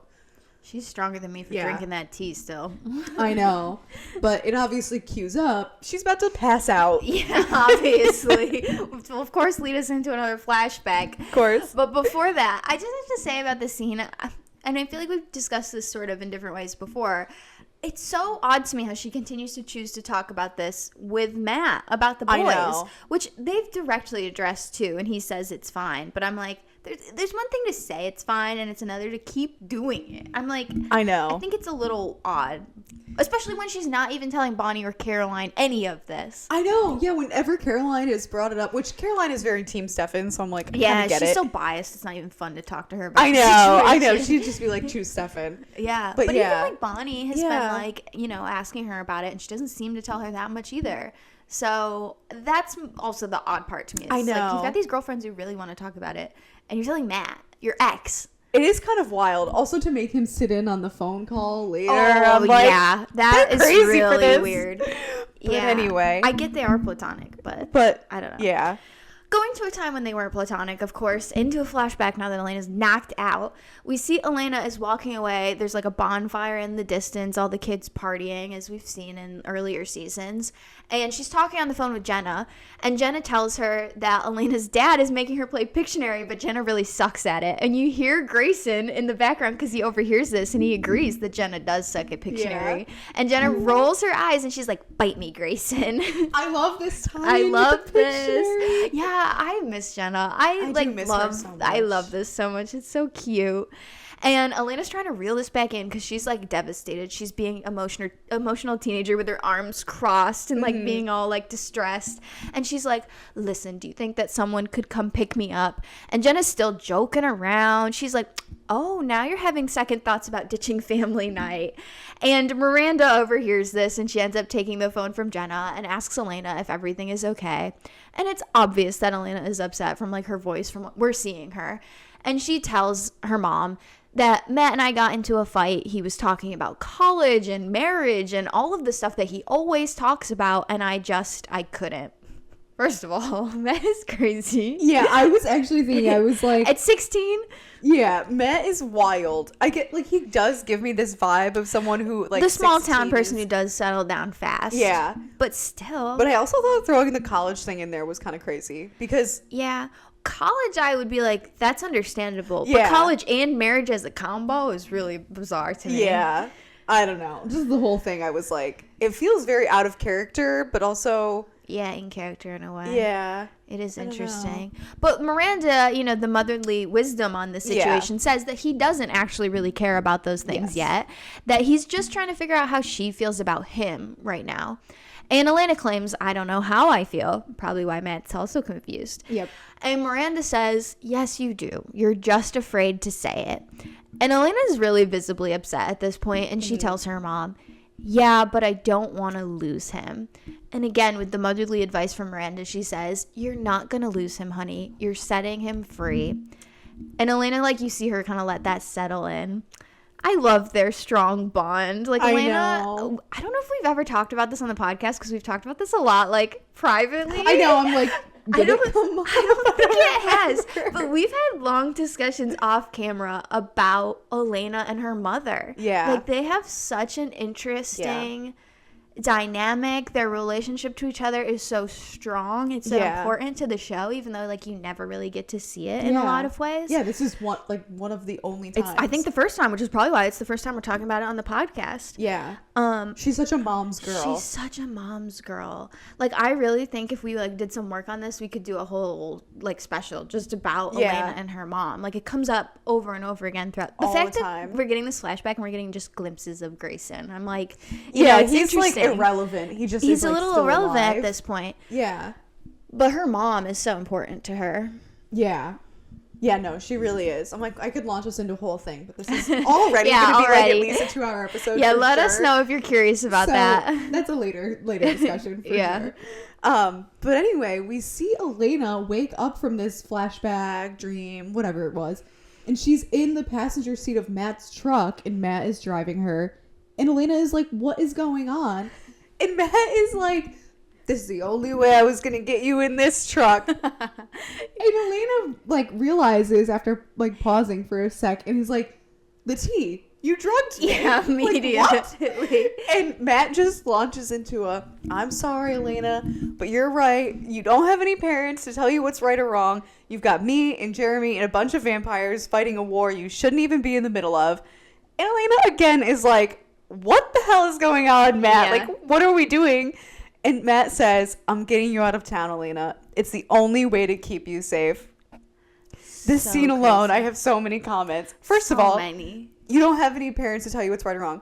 Neither do you, Matt. What? That's what I was going to say. How does Matt have any authority to tell Elena what is right or wrong? He does not know better than her at all. No. I was like, what? Stefan is one thing. Hundreds of years of experience. Yeah, Matt. Stefan and Damon definitely different story. Like, they should be jumping in. Especially Stefan, because they're, like, kind of back in their couple relationship again, or whatever. Partnership. They should be making joint decisions. Exactly. But Matt and Jeremy... Yeah, I was like, Jeremy, first of all. Jeremy, you should know this plan to get you out of town didn't work. And people didn't even want you half as bad as they want Elena. No. Cole found you in a second, and it was, like, just to kind of mess with you. Like... Yeah, it was just as leverage. Yeah. Just for fun. Yeah, just as leverage. This is like, no, they literally want Elena dead. Like, yeah. Why would this work? This is not going to work. This is so dumb. And the thing that's so interesting with this is...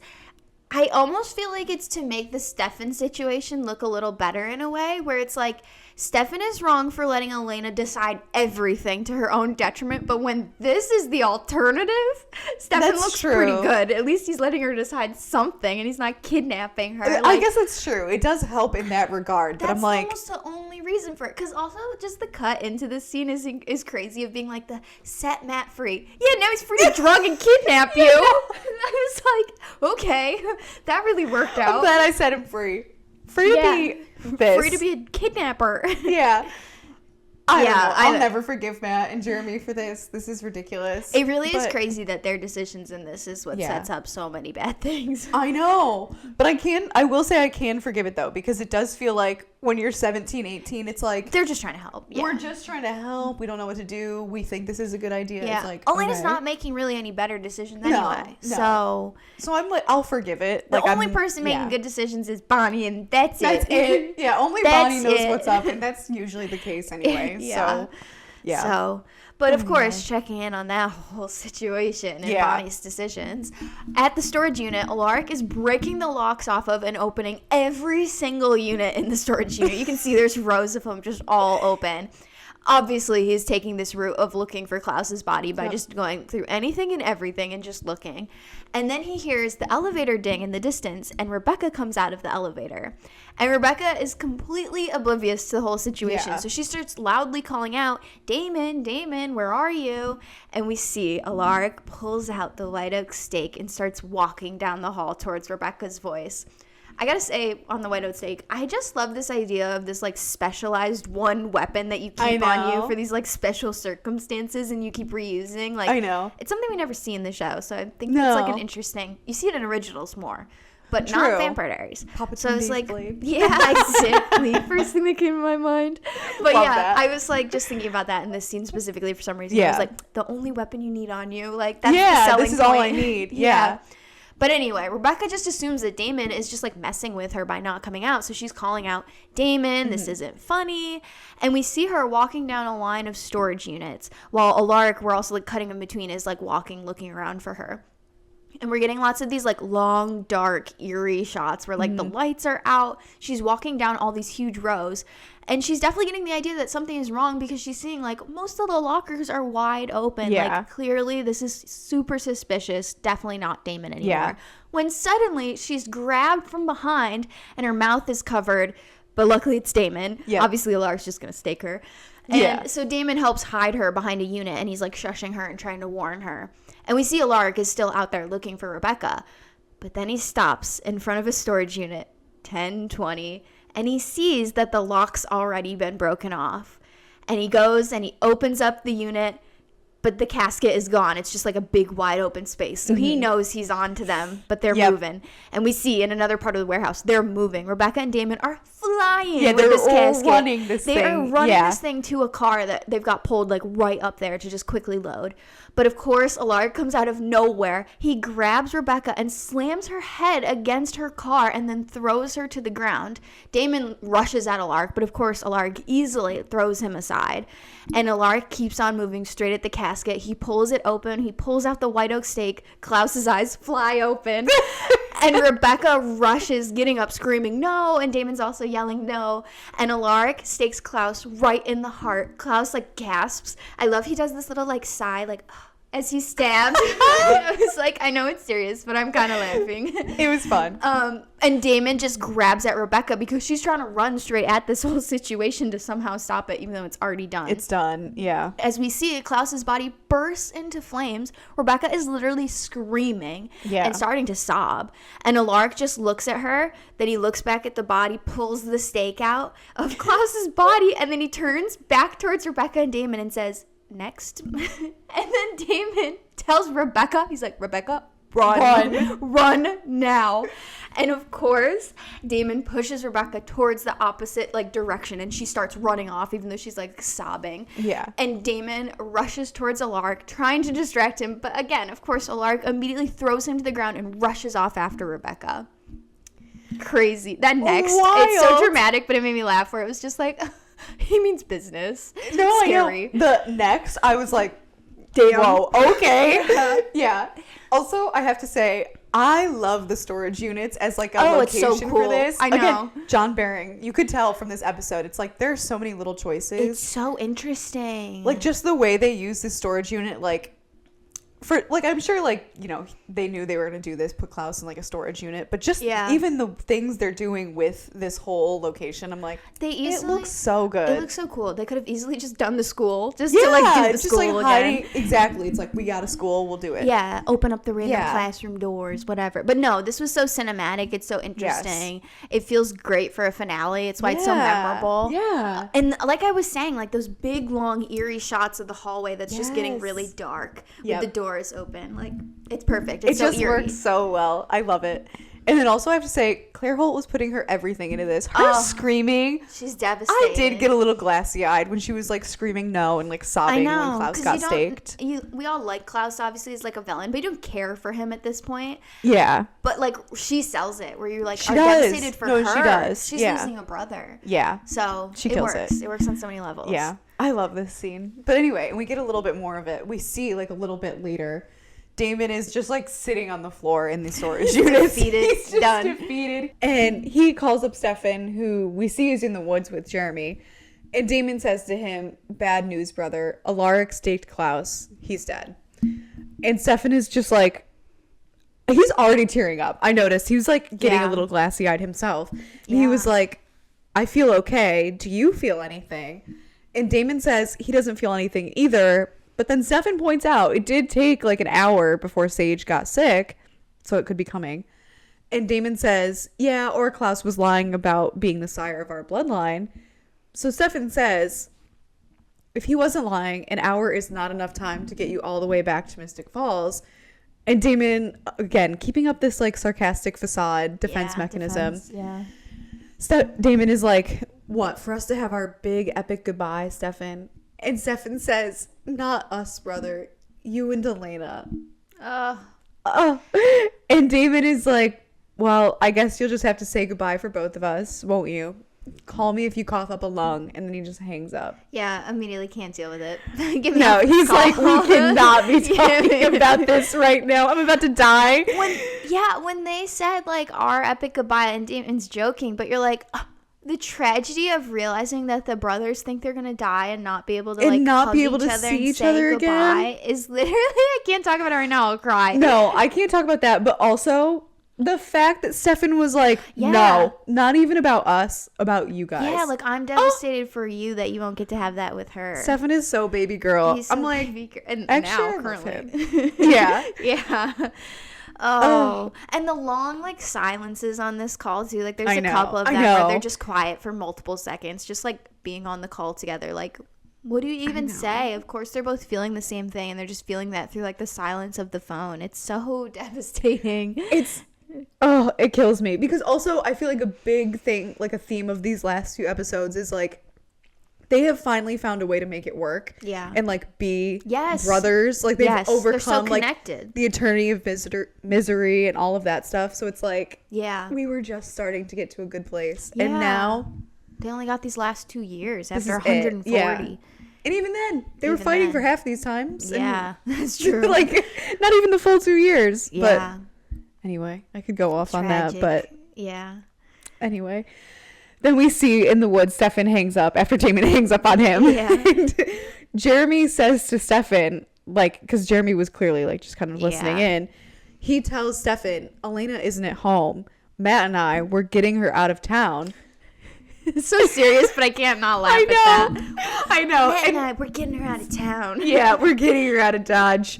And Stefan is just like, he can't even deal with this now either. He's like, it's going to be fine. Klaus was lying. We're all going to be okay. And he flexes his jaw so hard. I was like, and his eyes are so glassy. He's doing like in his head, he's doing a wind up. He does not look okay. He's like, it's fine, but he's literally internally imploding. He's about to pop off on Jeremy. Yeah, pop a blood vessel. I don't know. He does not look well. No. And then Caroline and Elijah show up, and Elijah asks them what happened. And Stefan just says nothing. Like we said, he's not well. I also feel like having to deliver that to Elijah. Hey, your brother's dead. I don't want to deliver that news. Exactly. And Stefan is like in a similar position where, you know, obviously he has this incredible bond with his brother. It's like, how could you say this to someone else? Oh my God, no. When they've had 1,000 years. Oh, yeah. Yeah. So Stefan just says nothing, like probably unsure what to say. Yeah. Also probably like, I'm going to kill Jeremy. Like all the feelings. And Caroline is just like, Stefan, like, obviously, like, I think she's realizing too, like, his eyes are glassy. He looks miserable. Like, he looks clearly, not okay. I feel like it's a big indicator something just went seriously wrong. Something went seriously wrong, and something's about to with Jeremy. He's gonna get beat up as he deserves. He really will. But anyway, of course, now we've got to fill in the others. Mm-hmm. In Matt's truck, still driving along the road, Matt is on the phone with Jeremy, and he just says, like, I got it, and he hangs up. And Elena immediately tells him, we have to go back. Listen to me, Matt. If Klaus is the one that turned their bloodline, then they're all going to die. Matt doesn't even respond. Elena starts shouting, we have to go back, Matt. And Matt just calmly says, Elena. She's like, what? And he reveals, Damon's not with them. And she again is just like, what? And Matt explains, he's 100 miles out of town. I can keep driving to him, or I can turn around and go back to Stefan. It's your choice. Elena just shakes her head and like starts tearing up. And the scene ends there for now, not knowing where she's going to choose. Yeah. Matt is diabolical for this. He knows the situation she's in, and he gave her this option. Is so crazy. I kind of love him for doing it because I don't know. I mean, how could he not give her the choice? How could he not at least inform her? But I also feel like it's fair to do it because the odds are so stacked against Damon. It's not a 1v1 Stefan Damon, even though he presents it like that. Yeah, it's Damon versus Stefan, Caroline, Tyler, you know, and everybody. So it's like it's different. It is different, but it is. But I just thought he was really crazy for presenting like that. So do you want me to keep driving to Damon, or do you want me to go back to Stefan? Yeah, it's time, Make girl. Make your choice now. Clock's up. Yeah. So, I don't know. It was just interesting that he did this to her. I know. Matt is wild for this. This is his little revenge for having to hear about this all of the past few episodes. Backfire because now he's got to listen to this next scene. So then, we see Damon's phone rings. He's still in the storage units. And we see it's Elena. And he answers by saying, let me guess, calling to see if the Grim Reaper has paid a visit. And Elena just ignores the joke. She immediately is like, how are you feeling? Are there any symptoms? And Damon says, not yet, but I'm sure we'll have a laugh when we find out that Klaus is a big fat liar. And Elena just says, yeah, I'm sure we will. And Damon asks her where she is. And Elena tells him that Matt is taking her home. And Damon finishes the sentence by saying, to Stefan. And Elena is like, not just to Stefan. To Tyler, to Caroline, everyone that we just said. Yeah. And Damon does say, I know, I get it. so since I'm possibly a dead man, can I ask you a question? He just wants to hurt himself. I know. He's like, I might as well die on a low. Yeah. And Elena's like, of course, you can ask a question. And Damon asks her, if it was just down to him and me, and you had to make a choice who got the goodbye, who would it be? Yeah.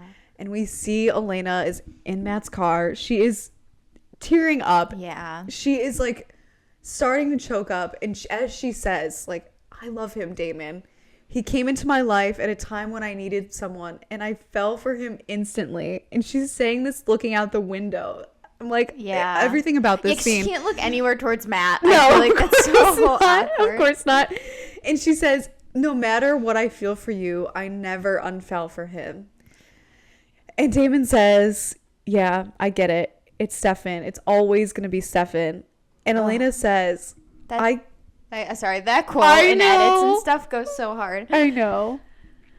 And Elena says, and I feel like she's basically at the point of crying. Like the tears haven't fully spilled, but she's really starting to tear up. Yeah, and is very like choked up. You can hear it in her voice.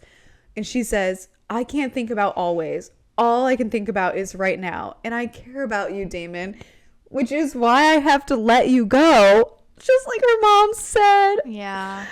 And I mean, maybe if you and I had met first, and Damon just says, yeah, maybe. Oh. I was really thinking in this scene, I was like, do we think it even crossed his mind? Do you think he was like, in his mind, he was like 100%. Cursing himself? He was like, we did. I think that's why we see it, is because I think it's him remembering it in that last flashback instead of her. I was wondering if he remembers it now, or if it's a little bit later, like it starts to sink in. I do think he remembers it in this moment, because there's no way you don't like remember that it happened. But I think is calling it to mind. Yeah, I do think later, as he's like having that almost dying moment he's with like, Alaric, that's when he's like really thinking about it and reminiscing and regretting. Yeah. So it is so crazy. It's scene. Too much.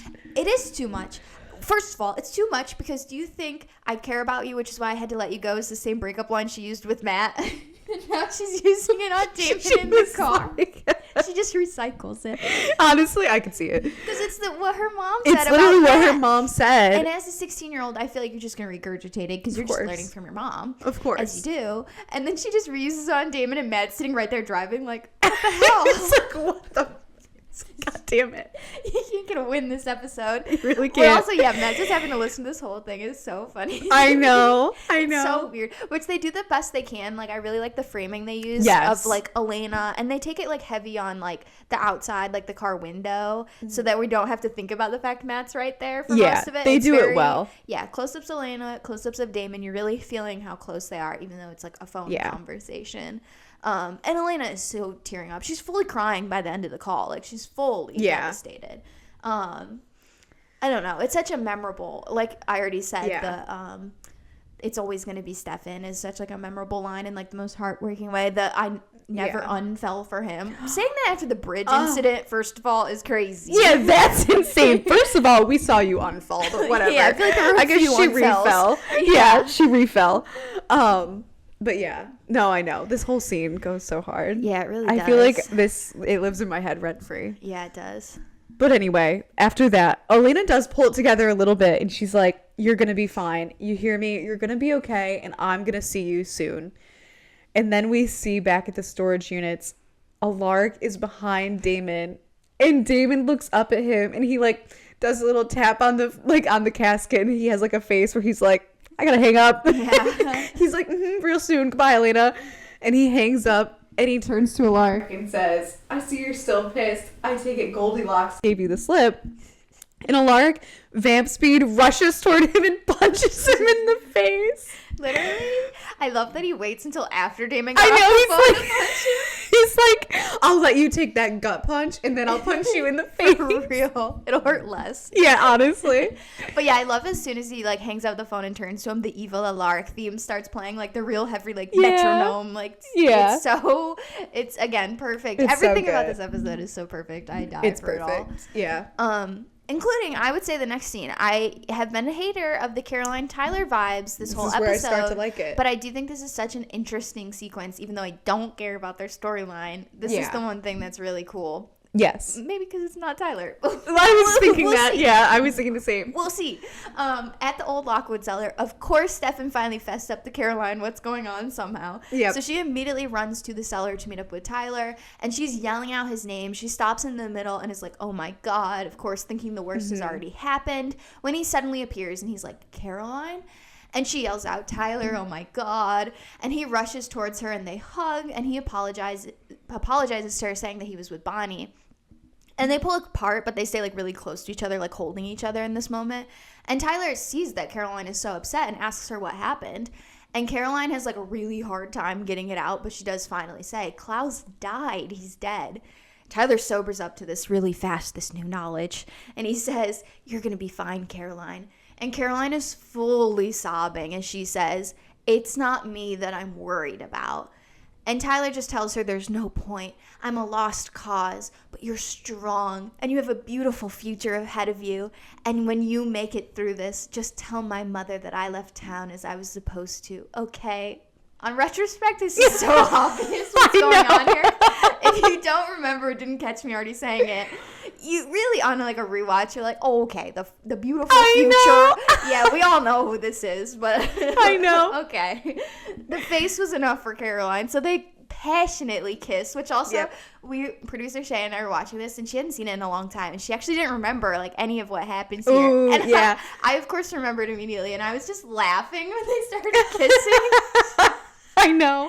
And so they're kissing. Caroline kisses Tyler on the cheek, and they're like holding each other, having a moment, when suddenly Tyler falls to the floor and he starts coughing and clutching his heart, and he just stops and stands up and looks at Caroline and says, do you feel anything?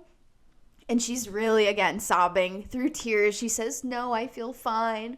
And Tyler tells her, I need you to get out of here. I don't want you to watch me die. And she says, no, I'm not leaving. But then Tyler again falls to the ground in pain, screaming. And Caroline tries to kneel down next to him, saying, I'm staying. And they go back and forth, yes, no, on this for a moment, before he finally says, you run or I will make you run. And she again claims, I'm not leaving. And Tyler looks at her and then starts to transition into a wolf. So Caroline immediately jumps up and he like growls at her, go. And Caroline just like screams and like huffs and pants. Like, she's like, God, like you won. And she's like crying and she rushes out of the cellar. So give Klaus his Oscars. Yeah. Literally brilliant to start turning into a wolf to force her to have to leave. That was really smart. Another sign this was clearly not Tyler. Yeah. But at the time, obviously, it works. Yeah, you think he's just... you think he's just being like bold and brave and whatever. It's so interesting on a rewatch too, because the music they're playing throughout this is that like really emotional score that they use really frequently, but that I associate really strongly with the originals. Yeah. And it's one of those things like on a first watch you don't think anything of it, but on a rewatch you're like, I wonder if that was intentional, because I do think they only play that score in emotional originals moments. You're kind of like, that's weird. Why is that here? Yeah.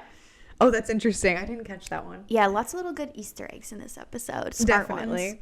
ones. Anyway, we see this news has traveled fast. Minutes, this was back when you had minutes, I think. Yeah. There have been a lot of minutes used. We see Elena is in Matt's truck on the phone with Caroline. They've already had a whole conversation and they they're kind of saying goodbye. And then Elena hangs up and Matt is just like, what now? And Elena starts getting teary-eyed and she says, it's Tyler. He's, and she doesn't really fully get it out, but Matt obviously knows. She's upset. Yeah. Matt obviously knew what was going to happen. And he starts to choke up and he quietly is kind of like, damn it.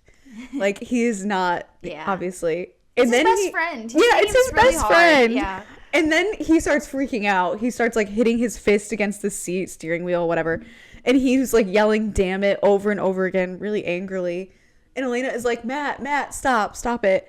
And Matt is just like, this isn't how our lives were supposed to be, Elena. Like, yeah, such a heart-wrenching thing to say. I know. I thought Matt was gonna crash right here in this scene. I was like, that man can't be behind a wheel. I was like, why wouldn't she make him pull over? Like, I know it's so different in the show because people die like kind of all the time. But your best friend. But this is crazy to tell Matt while he's driving a car, like make him pull over for like a minute. Yeah, even. that was insane of her to not request that. I mean, I guess she's just like, we gotta get to Stefan. Sorry, buddy, keep it moving. She was like, I gotta get my last kiss. Get your ass moving. Yeah, I don't know if that was the logic or what, but it really was crazy to be like, so maybe she just assumed he already like knew that was gonna be the case, because he should know that that's what was gonna happen. Yeah. But still, I don't know. It was risky. I don't know. She took her life in her own hands that day.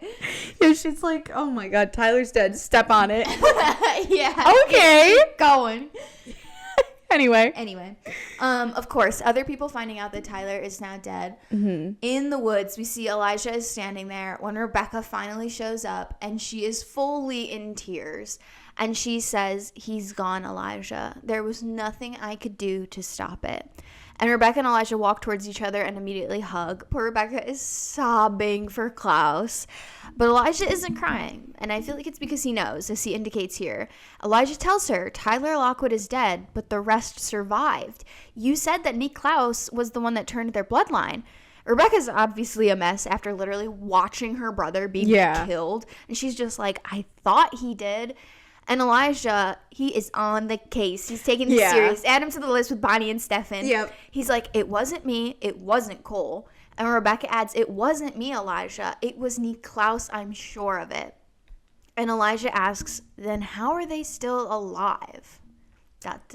Elijah can smell when Klaus is up to something. He knows something is afoot. Yeah. Oh, he knows. Also, he knows about the body double trick. Like they do. Yeah. They do all the time. He knows something's up. He does look a little.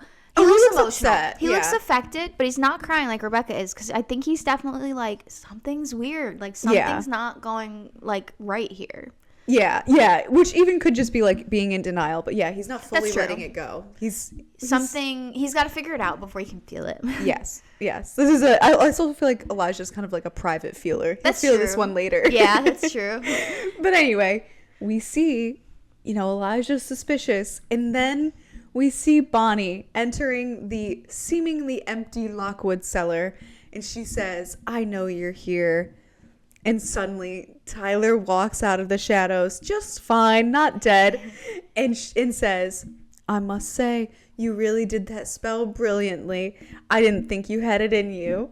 And Bonnie is like, I didn't do it to save my friends and my mother, Klaus. Or I did it to save my... I didn't do it for them. Who cares about those guys? Fuck them. No.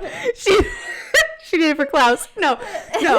Anyway, wow, I really blunted the effect of that. But anyway. Yeah, re-say the line. She says, I did it to save my friends and my mother, Klaus, not you. Yeah.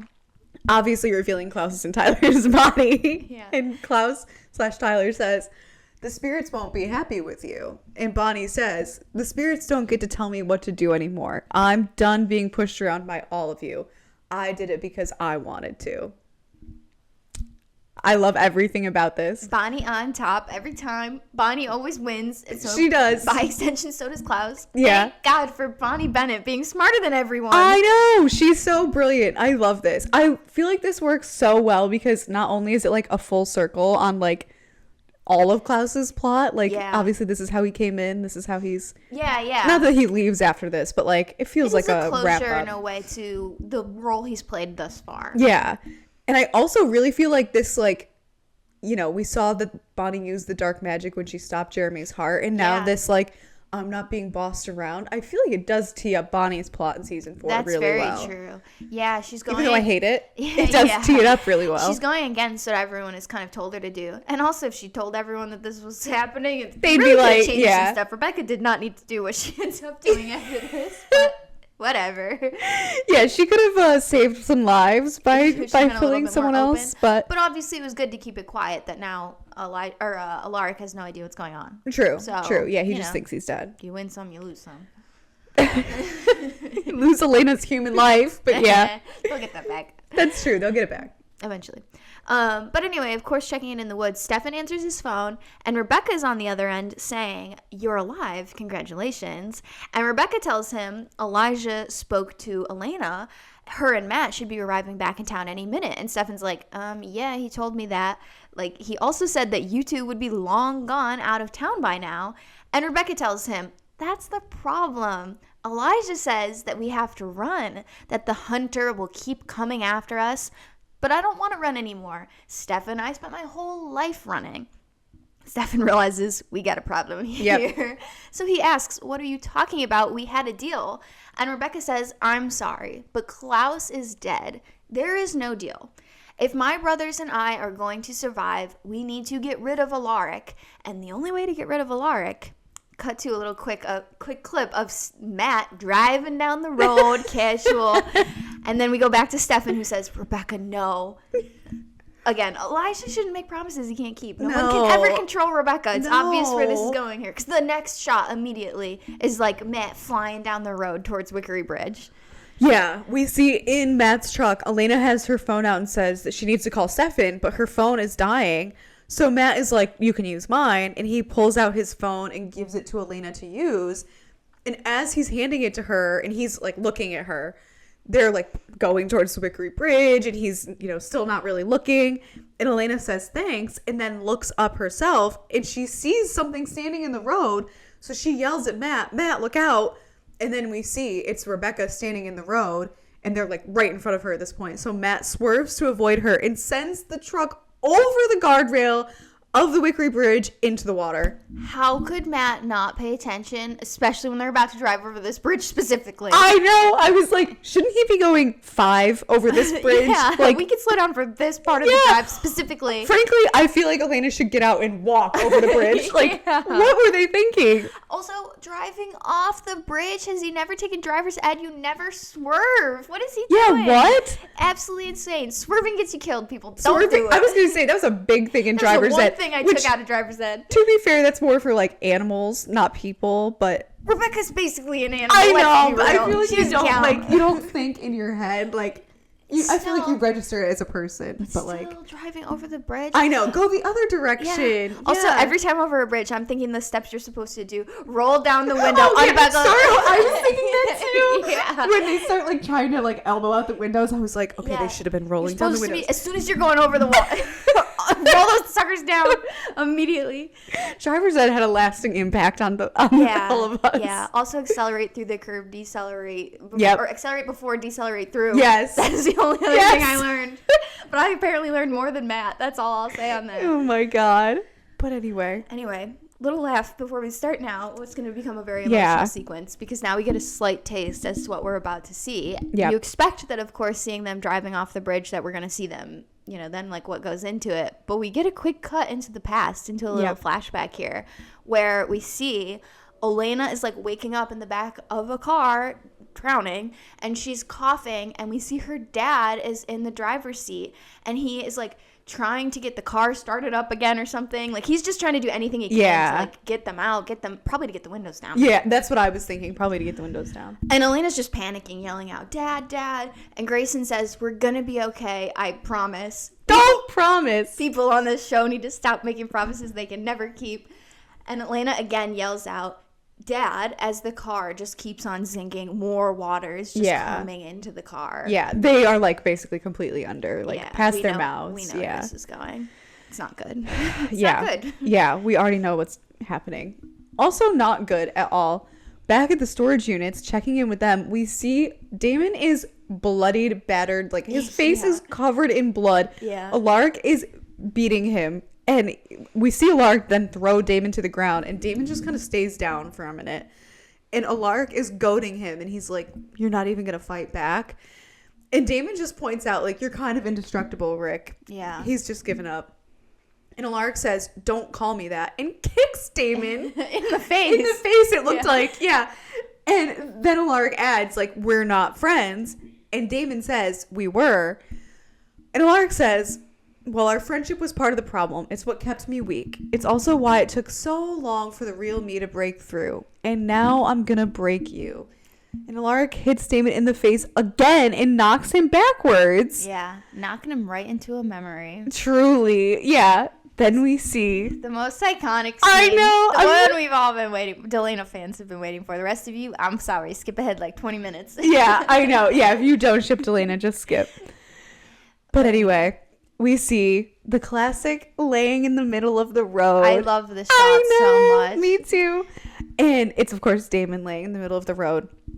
When he hears someone talking on the phone, and we see that it's Elena talking with Bonnie, and as she's telling Bonnie that basically that she's going to dump Matt, and she's like saying goodbye, she's about to hang up, Damon appears in front of her and is like, Catherine? Mm-hmm. And Elena is like, no, and like kind of checks she behind like, her. like, she's like, wait, what? And she says, I'm Elena. And Damon says, oh, you just look, I'm sorry, you just really remind me of someone. I'm Damon. And Elena is like, not to be rude or anything, Damon, but it's kind of creepy that you're out here in the middle of nowhere. And Damon says, you're one to talk. You're out here all by yourself. And Elena's like, it's Mystic Falls. Nothing bad ever happens here. There's definitely like a little pause after that where Damon like wants to laugh at her. He's like, are you kidding? Yeah, there is. Yeah, there's definitely a pause. And he kind of gives her a look, probably thinking like he knows all the bad shit that's ever happened here. Everything bad has happened during the last century that could. It's here, yeah. And after the pause, Elena just kind of says, got into a fight with my boyfriend. Yeah, it's like she can't help herself. She's know. Like, okay, stranger, I'll tell you everything that's going on right now. She really can't. She's a yapper, just like me. She is a yapper. And Damon is like, about what, may I ask? And Elena tells him, life, future, he's got it all mapped out. And Damon asks, and you don't want it? And Elena just says, I don't know what I want. And Damon is like, well, that's not true. You want what everybody wants. And Elena jokingly is like, what? Mysterious stranger who has all the answers? She's smirking now. She's like playing with him. I was like, their chemistry is instant. Like, yeah. Obviously they've had several seasons to build up to this, but yeah, in the flashback, it's instant.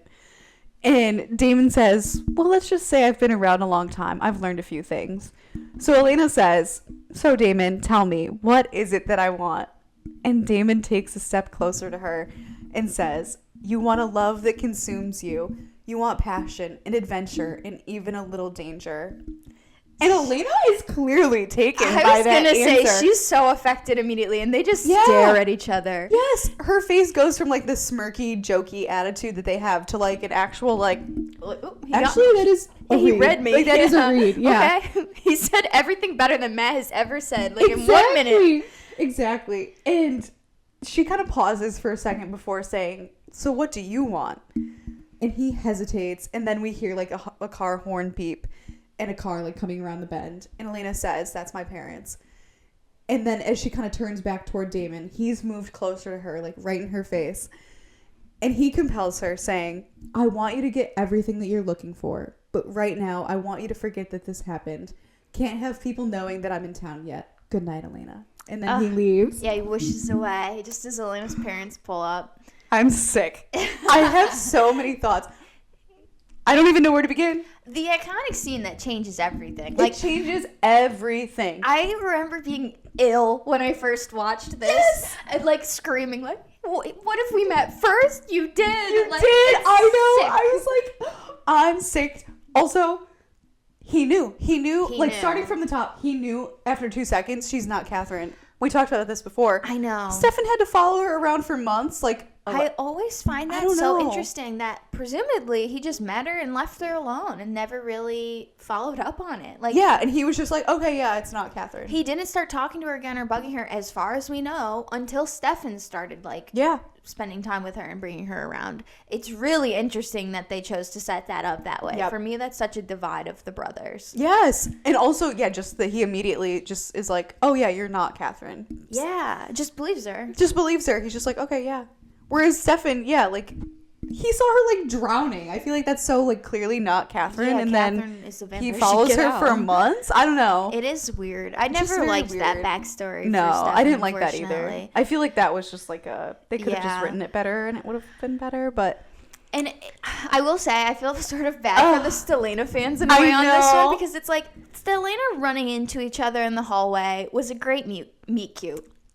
It's a great first meeting. But this is something else. Like, I feel like this moment is so, like, they retconned, basically. I know. I was Elena. thinking, I was like, it's basically retconning. Like, it really is pretty crazy that they, like, went back and were like, actually, let's redo that. Done. Yeah. And I feel like this is the moment, even though she doesn't remember it, that forced Elena to finally break up with Matt. She was like, I do want passion and adventure. Honestly, even though she didn't remember the conversation, I feel like it affected her. No, I feel like it did too. Like, I feel like we've seen with compulsion, like, yeah, you can take away the memory, but there's always, like, underlying feelings and everything. 100%. I just love this scene so much. I also love the visuals of it so much. Like I love... That's what I was going to say. Yes. I love how blue-green the whole thing is. The color grading of it is so... It's so beautifully colored. And then the pop of Elena's, like, pinky purple top is, like, very effective. Yes. And Damon in his classic, you know, black with the blue eyes. I know. He looks... He's giving so, like, high contrast. I'm like, oh, it looks so good. I love everything about this scene. Forever. Also... You want a love that consumes you. She said to Matt in the earlier scene, when I'm with Damon, it consumes me. Yeah. Again, like the underlying effects of compulsion in a weird way, where it's like almost like the recognition of that is clicking for her. I don't know. And then I just feel like I want you to get everything that you're looking for. Yes. She also did kind of go on to get that with Stefan. I'm like... Yes. And just being this, like, kind stranger that just says that to you in passing is so odd. And, like, and it, again, the retcon, it just doesn't make sense. Like, he should attack her or something. Because he clearly was laying in the road to, like, eat somebody. Like, yeah, he was for up sure. to something. For sure. But yeah, it's just interesting that he just has this conversation with her and sends her on her way. And he just doesn't... And I guess you could chalk it up to the Catherine of it all, where he's like... She looks like Catherine, obviously, and so he's, like, reminiscing about that with her and enjoying that moment and doesn't want to, like, do anything to ruin it or whatever. But I don't know. It just really is interesting that it changes a lot of the perspective of season 1 Damon, for me, at least. Oh, I think so, too. Yeah, I feel like after I watched this and then the next time I had watched season 1, I was like... It just completely... It just changes everything. Yeah, it contextualizes it in a completely different light. Yeah. It's very interesting. It really does. Yeah, it is borderline, like, retconning, but I like it, and I think it works. I love it. I think it's brilliant. This is another thing that I'm like, everything comes so full circle in this episode that I'm like, it so perfectly ties a bow on everything that even if it does border on retconning, I'm okay with it. It's okay. I still enjoy it. Yeah. But of course, this is like Damon remembering it. So, like, as we saw kind of leading out of that, we see Damon still getting beat up by Alaric. He's, like, on the ground now, and Alaric is standing over him. And Damon asks, "Is that all you got?" And Alaric says, "Not quite," and gets down and tries to stake Damon. But Damon grabs the stake and throws Alaric off of him and gets up and hits Alaric in the face. Like, he's got, like, a new lease on life, a new energy left. No, I love this, and I feel like it's because he remembered this, and he was really thinking, like, even if my time is limited, like, I can't, like, I'm going down fighting, because... Yeah, even though it's not going to do anything. Even though he still thinks he's going to die, I'm like, I don't know, I just feel like that memory gave him life again. Yeah. Some are given life, I was going to say, life. Going into the big moment now. Yeah. We start out in the present, under Wickery Bridge, I suppose is the location. Yep. Matt's truck, we see, is sitting at the bottom of the river now, just, like, on the ground. And Elena wakes up underwater and looks over to see Matt, who's just fully, like, out. His eyes are shut. He's been knocked out somehow. And Elena turns, like, physically turns his face towards hers and is, like, shaking him and, like, really aggressively trying to wake him up desperately. And nothing's happening. And, of course, that takes us back to Elena with her parents, where Grayson is also trying to, like, open the car door, do anything he can to get out of the car. They're still underwater, fully underwater now. Their car's also sitting fully on the ground, like Matt's is. And he's attempting to break the window with his elbow while Elena's in the backseat watching. You see Miranda is already completely passed out. Yeah. Like, situations on both ends are looking hopeless. In the present, Elena continues to shake Matt vigorously, and she's, like, yelling his name underwater. Obviously, there's no sound. She's just releasing air bubbles at this point. And she tries to open her door, but it won't open. And she's also trying to break the window with her elbow, but nothing is working. We go to the flashback where Grayson is doing the exact same thing, trying to break his window open. And then Elena mouths the words to him, "Dad." Again, no sound, just air at that point. But it's enough to grab his attention, and Grayson turns towards Elena. I'm going to cry, already starting to think about it. Because we see a close-up of Elena reaches out her hand to Grayson, and he grabs her hand. And we just have this beautiful shot of their hands holding each other underwater. And he shakes his head, indicating to her that there's no way out. They're not, I'm going to cry, I can't do this. That there's no way out of this situation. They're dying. And she nods and just mouths to him, I love you. And she pulls back slowly, and we go back to the close-up of their hands that just release and slowly drop. And then we see outside the car, Stefan is swimming towards them. And in the present, we again see Stefan swimming down towards Matt's car.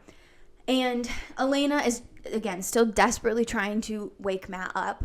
We go again back to the flashback where Stefan is looking into the driver's window towards Grayson, who immediately starts shaking his head and pointing back to Elena to say, save her instead of me. And Stefan swims to the back window, and he looks inside, and he sees Elena and is immediately startled, obviously. Yeah, he, like, pauses, yeah. Yeah, like, it's so obvious even underwater that this is, like, Catherine, basically. We go back to the present where Stefan is ripping Matt's door off, and he, like, climbs over Matt to try to get to Elena. Like, get this guy out of He's here. He's, like, lost cause. And he's climbing over trying to grab Elena. She immediately starts shaking her hands and points to Matt. Like Grayson, she's saying, him, not me. And Stefan shakes his head at her and continues trying to get her. But Elena persists, like, Matt first. And Stefan and Elena just, like, stare at each other for a moment, but, like, she's not going to give up, obviously. And he's completely struggling with the fact that, like, what's he supposed to do here? But obviously, like, we know Stefan. Yeah. He's going to listen to Elena. And so he abides by her wishes, and he grabs Matt and just swims back towards the surface. And we see Elena, who's left in the car, kind of, like, just sitting there at this point, breathing. And her eyes, like, start to shut as her body just, like, rises up, obviously becoming lifeless and dying in the car. And then, oh, my God. This scene is just so... I know. They're dead now. Elena's dead. Yeah, Elena is dead. Yeah. I have so much to say about we tried to just do the sequence as a whole before commenting on it, because I feel like it's kind of easier to just power through it. But like, and there's so much to be said about like this whole situation. The first shot of this is so crazy to me. It's above the water at first, where it's just this shot of the bridge, and the water is just still. It's still. It's calm. That hit me so hard, where I was just like, again, that's the power of a good director, where you're like, the piece, not like knowing what's going on, that people are dying under the surface is absolutely tragic. And also, you don't even know at that point, is it supposed to be a shot from Matt and Elena or a shot from Elena and her parents? You don't know.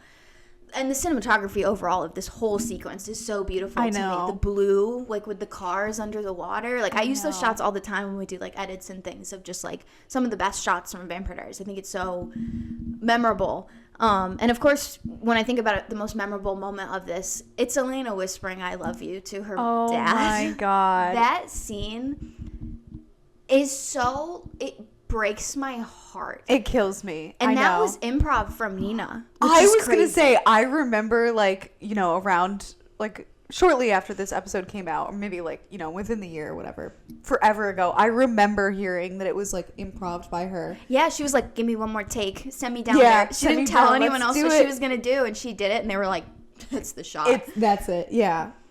It's such a brilliant choice. It's immediately heartbreaking. Yeah. No, that is always what sends me. The I love you. Yeah. Any other heartfelt things to say before we get into the maybe more... the bigger question, I would say, of this I have a lot of questions on this that aren't really so heartfelt. I feel like that is the one downside of being a rewatcher. Like, we obviously know this is resolved, and like, yeah, that's true. She doesn't fully die, you know, they don't like have to like write her off, but like, yeah, it does lose some of its effect.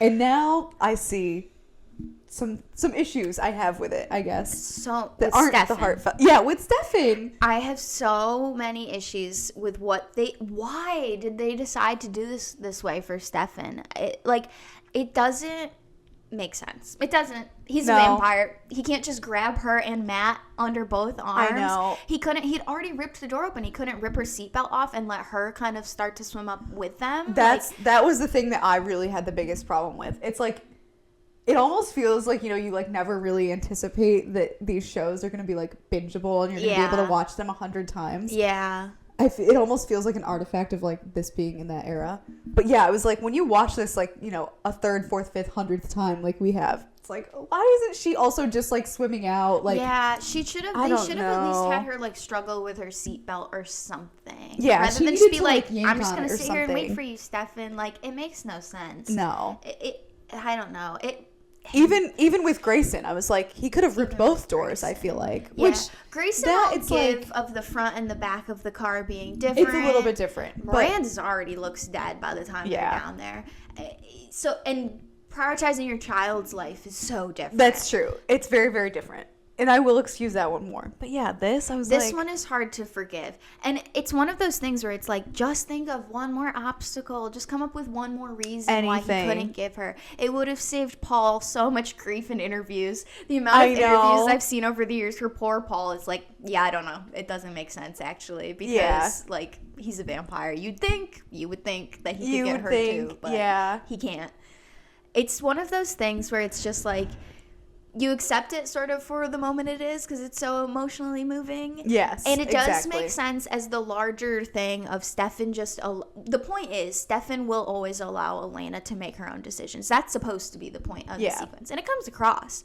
But it's like, bro will really listen to the choices to the point that she dies. Okay, that's the other thing. That's the other problem I have with it, which I do think adding another obstacle could have resolved. Yeah. Like if he was also trying to go for her or something, like it does feel like it kind of like lessens that effect. But this is like, how could Stefan live with himself if she had literally died? Yeah. He had let her die?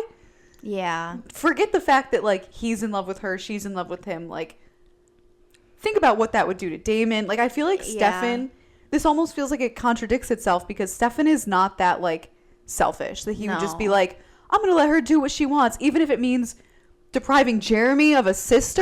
Come on. Like, I feel like it almost just doesn't even make sense. It doesn't make sense. Like, and again, this is where the conversation from earlier with Damon comes up, where it's like, sometimes it is better for her to be mad at you forever than just dead, Stefan. Yeah. Because it almost feels like, because he had that debate earlier of being like, she'd be mad at you. It almost feels like it's that. It's like, you're doing this so that she won't be mad at you? She'll be dead. She'll be dead. It doesn't matter. Yeah, what? So he lucked out, obviously, with the way it ends up going. But even that obviously doesn't work out. No. So I don't know. It's so hard. I have so many feelings and thoughts about this that I've never really had resolved. Like, and I'm curious what people listening feel and think about this. This is one I'm hoping we get a lot of feedback about because same.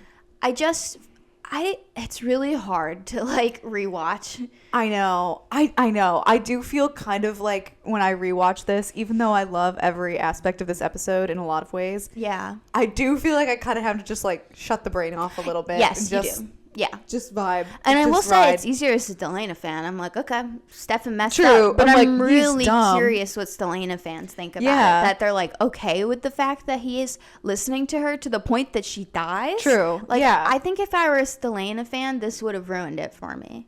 Yeah, no, I agree. It does almost feel like kind of the thing we were talking about. You know, they've built Delana up so much at this point where it's like, as a Delana fan, you're kind of getting like the short end of the stick or whatever. Oh, and it's like, this also feels like almost like, I don't know. Yeah, like, the retcon Damon and Elena met each other the first time, and now Stefan's just letting Elena die. They got the short end of the stick for sure. Yeah, I know. I wonder. I feel like, unfortunately, a lot of the Stelena shippers, like the really diehard Stelena shippers, got weeded out in season 1. We don't have a lot of you left. If you're still around, I am really curious to hear what you have to say because I do get respecting that she allows her to, like I said, the man kidnapping her, he looks great in comparison. That's true. He looks better, but not at this to the point that she dies. Yeah. Like, it really is just, again, they needed one more obstacle, whatever they needed something. I agree, like the seatbelt. Something. I don't know what it could have been, but I mean, give me like 10 minutes in a writer's room and I'll help. I'll whiteboard some ideas.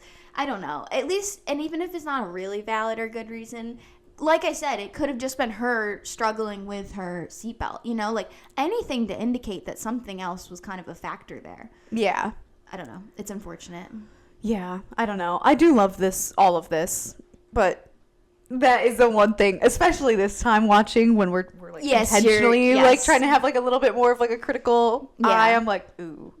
Yeah, But usually I I just shut the brain off and feel my feelings. Because there's so many emotions. I mean, that's the Yeah. other thing. I guess we haven't we felt it when we were saying it, but to also say it, the music is so moving. Yes, Obviously, of like course. even as a rewatcher, knowing that like she's gonna become a vampire and whatever. I mean, her parents obviously died. The parent stuff is so still that what gets one's me. really hard, and her dying as well is such a major life change and event that it's just, it's so moving. It's hard for it to not be moving. But when you do kind of step back and think about it, you're like, it didn't really need to happen though. That's the problem. It really didn't. I know, for a lot of reasons. But I will say the really emotional thing. The next couple I was things, going to say, if we wrap that up, the next thing that does get me really emotional is we check back in with the storage unit situation, Alaric and Damon fighting. And Damon grabs Alaric's wrist and the stake falls out of his hand like as they're fighting. And we see Alaric kind of starts to like weaken. Like he's definitely not seeming like as strong as he used to be, like even a minute ago. And Alaric is like, what is happening? And Damon just goes, oh no. And Alaric again is like, what is happening? As he's falling to his knees. And Damon kind of like catches him and goes down with him, like holding him. Holding him in his arms. And he starts saying, no, Rick, you are not dead. And then he looks up, not really looking at Alaric, and he says, you are not dead.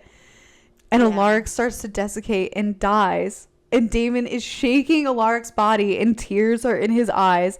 And you can see, like, written all over his face, he realizes that not only has he lost his best friend, he's lost, like, the love of his life. Yeah. Damon sells this so hard. This is brilliant. This is like the way he says that you are not dead is about Elena. Yes. It's so, because it's so different. He says you are not dead twice. Yeah. And it's like there is one for Alaric and one for, like, Elena. Yeah. And it's so, the acting in this is just, like, it's so well done. It's so well done. And same with the next and that scene, really which gets me. really gets me too. Oh.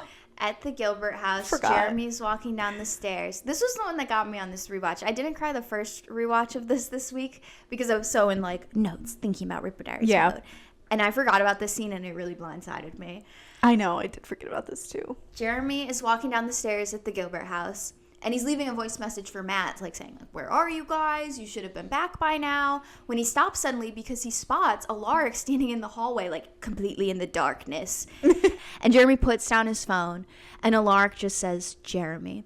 And Jeremy's like, haven't you done enough? And how'd you even get in here? And it's calm, cool, casual Alaric who finally steps out of the shadows and says, I don't know. I just wanted to say goodbye and it kind of happened. And Jeremy obviously realizes something is up and asks, Rick? And Alaric continues, I just wanted you to know that I'll always be here to look after you, Jeremy.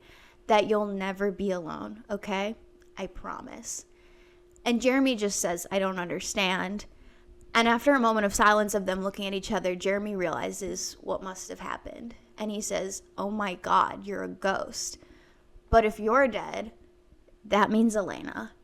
And Jeremy's eyes like twitch wider as he realizes this moment of Jeremy having to realize Alaric is dead. What does that mean? Elena's dead. My sister is dead. He has no one. Alaric and Elena being taken out at the same time. He has his barely friends Tyler and Matt, I guess. I don't know. This poor like baby boy. I know. The way I gasped when the scene came on. I know. I forgot about this too. I was losing it. I was like, this is somehow the most devastating of all. Of like Jeremy having to lose another person. I know. Two other people. Yeah, which Alaric's kind of already lost at this point. But yes, both of them officially now. I lost it. Like this is such a blow. Yeah, this was a tough one. And then we see like the confirmation of what Jeremy is suspecting. In the morgue at the hospital, Elena is just laying on like, one of the tables in the morgue. And then we see like it kind of pans up to where Stefan is sitting next to her with tears in his eyes. He looks so devastated. He looks angry too. Yeah, he looks upset. Is on his face. Yeah, he just upset. And then we see upstairs, Damon bursts into the hospital saying, where is she? And Meredith sees him and walks over to him and is like, Damon, wait. And Damon just again yells like, where is she? So Meredith grabs Damon and stops him and says, "You need to know, when Jeremy brought Elena in here earlier tonight, her injuries were worse than I let on. It wasn't a concussion. It was a cerebral hemorrhage, bleeding of the brain." And Damon is like, "What are you saying?" And Meredith... he hasn't watched Grey's Anatomy like we have. Grey's. Come on. And he's like... He says, "What are you saying?" And Meredith says, "He was so worried I didn't want to tell him, but I helped her. She needed my help." And Damon is like, "You what?" And then we see back in the morgue where Elena is still laying on like the cold metal table. She's still laying there still. And then suddenly she comes back to life, gasping for air. The classic YA The ending. classic. Yeah, the classic ending. Yeah, the big gasp, the eyes open, the cut to black. Yeah.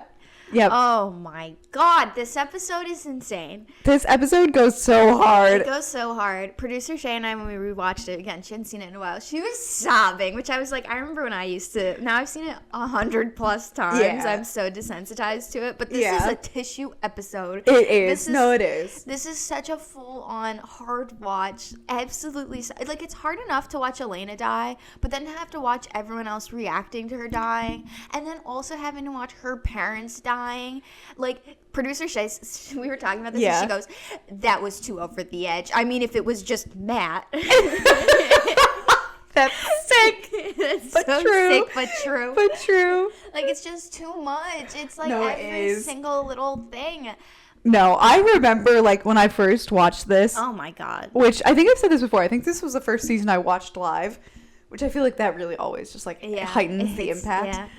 But this, I was like gasping for breath. Oh like my I was God. like, I can't breathe. Like this is how I felt. I was like, Yeah. I cannot breathe watching this. That's how I felt too. I feel like I might have told this story on the podcast before, but I'll mention it again. This episode did used to make me sob like that for the first like 15 times I watched it in a year. And I bought it on my iTunes and I had it like in my cloud or whatever. And I did a play my senior year of high school where I had to sob on stage because my brother was going to Vietnam. And to get myself hyped before I would go on stage, Hyped, she says, to sob in front of the whole school, I watched this episode backstage. Oh my To get God. myself in the emotional headspace of like losing a family member. I'm just imagining the director being like, "You have to dial it back, Sarah. It's Yeah, not but that she- sad. It's not so sad." I won an award, so it worked out. But That's so good. yeah, this put me in such a headspace for years, and it still does in a way. But I will say, like, at least this watch being like in the Rippah Diaries mindset, it was harder to get there in a way. Yeah, you're kind of just like more in your thoughts. Yeah. in a way. You're taken out of it. But if I don't watch this for like a year and I rewatch it, I'll be back in it. Yeah. Yeah. If I watch this on absolutely. a wrong day, It's over. It's over. The day's over. You can only ever watch this right before you go to bed. If you watch this first thing in the morning, you're done. You're done. Day's over. No, absolutely. But yeah, this episode just as a whole, it feels like a missing piece of the puzzle of the show for me. Like, Yes. the Delana, like, kind of backfill of information. Oh my God. Like, the Matt and Elena whole relationship and breakup. All of it. Yep. Elena's parents dying. Like, you just get so much key information about the Yeah. show that, like, meeting someone who's starting to watch the show, if they haven't gotten to this episode, they don't know nothing. They don't know ball. Like, No, they don't know. They don't know anything. Like, Yeah. No. it really is an episode that just, it intrinsically is so a part of the show's like fabric or whatever. I mean, like we said, it borderline retcons in ways. Yes, So it's like, it completely changes the understanding of the show, of a lot of the characters, of a lot of the relationships. So, definitely. Yeah, there's numerous ways to say how important this episode is, but I've said plenty. Yeah. I don't know if we can really say more. I mean, we're already at over 2 hours, I think. So I guess we've probably said it all. We've said it all. I could say more, but and that's I'm it sure for it'll now. come up again in like the recap and all that stuff. Yeah, again, it's so, such like, an important episode. It always comes up. Oh, for sure. So- Yeah. But let's hear what you have to say about this episode. Hey guys, I really enjoyed watching your show thus far. Hearing how you guys break down the character relationships, I've really grown to empathize with characters and feel for some that when I first watched in high school, I liked, but didn't have as much of a tie to. One of these characters for me was Alaric. I've always loved Alaric, but when he was dying, I was sure they were going to bring him back in some way, so I didn't let myself feel sad. That kind of really means nothing in this show half the time. I was so focused on the fact Elena was going to become a vampire, which I was so jazzed about because I knew it would help her grow out of her martyr complex and start on a growth journey like Caroline. However, after listening to you guys talk about what drives her and Alaric's tie to it all, I just felt so guilty watching it again, realizing that losing Alaric is huge and having Elena become a vampire really goes against everything within her. As I thought about this episode with some more critical thinking, preparing for your podcast, the things that stood out to me were the cinematography of her past coming to her present, reflecting on her human life as it comes to a close. Although that opening scene really felt awkward for me to watch. I really liked that when she was on the phone with Damon, she was telling him that Stefan was there for her at a time when she needed him. Stefan was great for Elena at that time because he supports a certain part of her. However, as we go into the next season, he really does show he doesn't really care for Elena, but rather a certain version of her. Damon's love for her is one that consumes her and doesn't waver because of a little mistake, like he predicted when he first met her. That was such a great scene. So excited to see how season 4 plays out for you guys and the takes you'll have on it. Bye. Thank you to our voicemail host. We love hearing from you guys.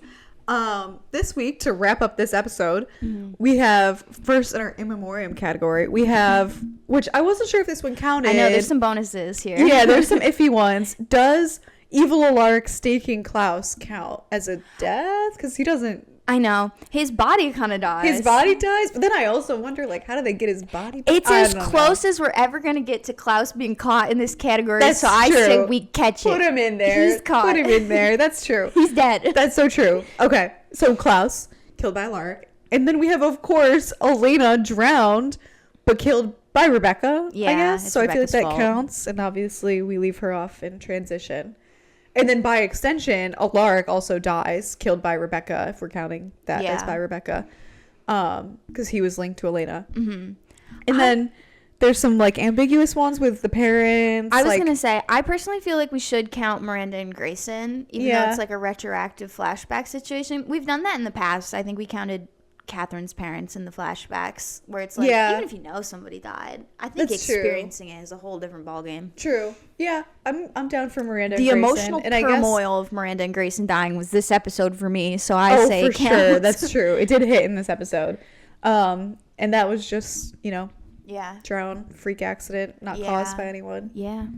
As Sad. Confirmed later on. Yeah. Spoiled, but That's true. Way later on. yeah, way later. But yeah, it is just like a natural, like, well, not natural, but Yeah, just accidental. An Yeah. accidental death.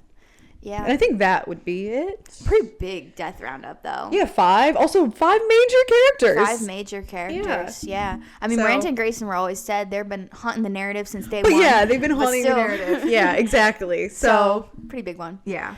A category I don't have as much to say is out of pocket or things we would have done differently. Obviously, like perfect episodes. So what could you do differently?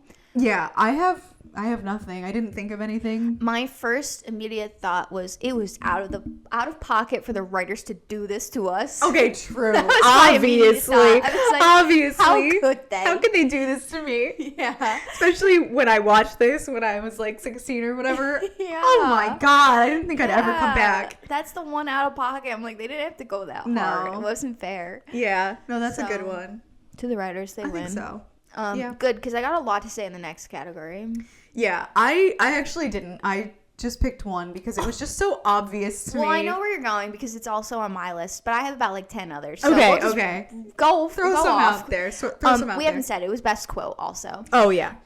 But yeah, Damon had a lot of really funny ones, so I'll start with Okay. some funny ones. Yeah, I could come up with an honorable mention for There Damon. are so many. Okay. I have love- one. I have an honorable Okay, mention good. then. But you go. I love Damon's no. Did I mention no? Yeah, Immediate that was laughs. good. No, And that then, was good. Of course, his sassing Elena. You know what else is her call? Everything bad ever. He He's ate with right. that one. He did eat is with that right. one. Yeah. And then, of course, to Stefan. Have I told you lately how much I appreciate you not being the dumbest brother on earth? Yep, that's he's a good always one eating too. Jeremy He up even when is. he's not around. He's No, like, he really he's literally is. the stupidest brother. Yeah. But my last one was Damon. That Okay. I think is going to be your best one, so I'm going to skip that one for now. Okay. Because that is my best one. Unless you didn't do Damon. No, my winner is Damon. And Yeah, I did okay. come up with just an honorable mention one right now. Okay, do your honorable mention of Damon. The honorable mention Damon is literally just when he says, "Oh, come on." When Stefan says, "Elena, it's up to you." I did actually so like funny. burst out laughing. I thought that was Yeah. so funny. This is what I'm saying. The no. Yeah. He was eating this whole That episode. whole phone he call, was just like, yeah. giddy. Yeah, he was good. But before I get to my favorite Damon, I did have a few Elenas that I liked Ooh, as well. okay. Elena's flashback quote kills me. It's Mystic Falls. Nothing bad ever happens here. That's a fun You know, one. the writers were just like, wink, wink, LOL, nudge, nudge. That's yeah. so funny. But she gave some good serious ones, too. I do think that the quote she gives to Damon in the car really hits when she says, I mean, maybe if you and I had met first. True. It's such like an unforgettable one. And then, of course, also in that conversation is, no matter what I feel for you, I never unfell for him. Yeah. That I would do that as is an honorable brutal. mention. Yeah. That's a hard one. Yeah. The I never unfell for him does also stick in my head. Yeah. But for me, there was a clear winner, and I have to assume this is your winner. Oh, I'm sure it is. If you haven't Yeah. already said it, it must be. The winner is, of course, Damon saying to Elena in the flashback, you want a love that consumes you. You want passion and adventure and even a little danger. Yeah. We're shameless Elena fans, Obviously. but Yeah. I just feel like even if you're not a Delena shipper, this is like it's such a romantic huge thing to say. Yeah. Passion and adventure. I mean, Yeah. the Delena fans definitely don't like the little bit of danger, but that's okay. Yeah, that's okay. But yeah, I think that wins our best quote. Yeah, it's so memorable for me. I think so.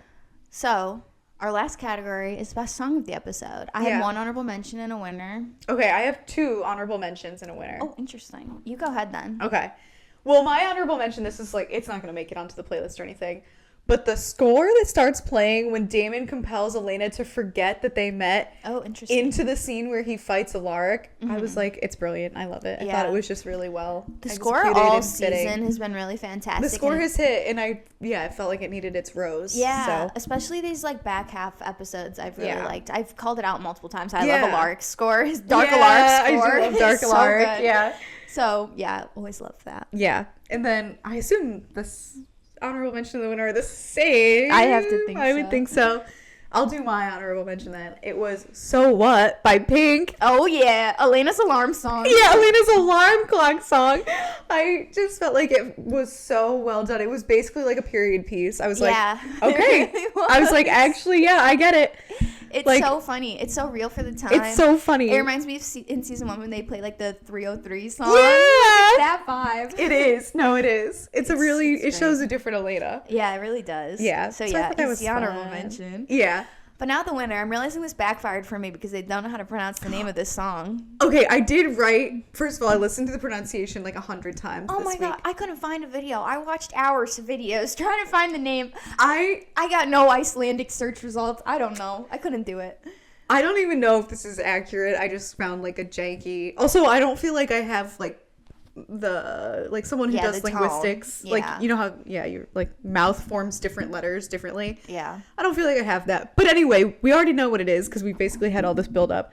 I think it's pronounced Daedalo is sort of how you say it by Sigur Rós. Yeah. Obviously, it plays when Elena and Matt are drowning, and, Yeah, and and then her through parents. the flashbacks of her parents drowning. Yeah. And yeah, it's just a beautiful song. I feel It's like it's so an iconic beautiful. Vampire Diaries song. It's so tragic. Yeah. I'm so glad they chose a song like this and not one that had like really distracting lyrics that were kind of Yes. playing over the whole Yes. thing. Instead of like telling you what to feel through the lyrics, they just let you feel it. And Yep. it really just lets you like feel the full impact of both I of agree. those like moments playing in time together. It's Yeah. and like picking the wrong song could have ruined it. It could have It been definitely so could have. cheesy. Yeah. And instead of feeling a little cheesy, a little over emotional, I mean, come on, we could have had an OC situation of what you say, like. I was just thinking, I was like, Sorry, they could have done like How to Save a Life by the Oh Fray my or God. something, and it would have Yeah. been so stupid. Like they're like Yeah. what you say has been parodied. Like if you pick a bad song in an emotional moment, it It's over. ruins it. It It's becomes over. a joke. And this was perfect. Instead of being cheesy, instead of being a joke, instead of being too overplayed, it was haunting. Yes. Haunting is like the perfect way to describe it. Yeah. It's so beautiful. It really, and I remember like when this episode came out, being obsessed with the song, like being 14 and playing this all the time. My parents were like, "She's not okay." She's really not. Yeah. But yeah, it's just beautiful. It really Yeah. is. So it deserves so its good. flowers. It does. So it will be the last crown added to our season 3 playlist. Yep. So I can't say the name of whatever that song is. Daedalo? I don't know if that's right. It's my best guess.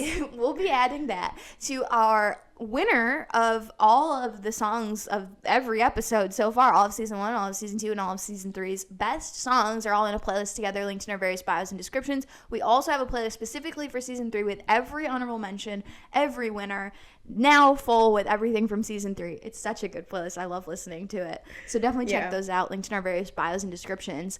We've also linked there our TikTok and our Instagram, where we're always posting fun clips, memes, polls, edits, all sorts of stuff, so you can like get involved, talk to us, talk to other people who like Vampire Diaries, and have a good time. Yeah, and you can listen to the podcast on Spotify, Apple, and watch the video version on YouTube if you're not already doing that. So join us next week on YouTube only. We're going to do like a blooper special. Yeah. And it obviously doesn't play as well. For like audio. if you're just listening to audio. Yeah, sorry, audio listeners. So you yeah, get a break. sorry to the audio listeners. You get a week off.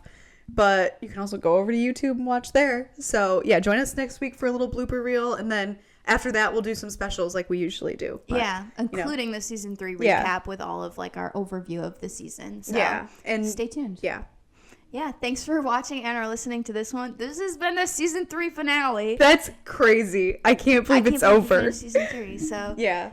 thanks again for watching and or listening. Bye. Bye.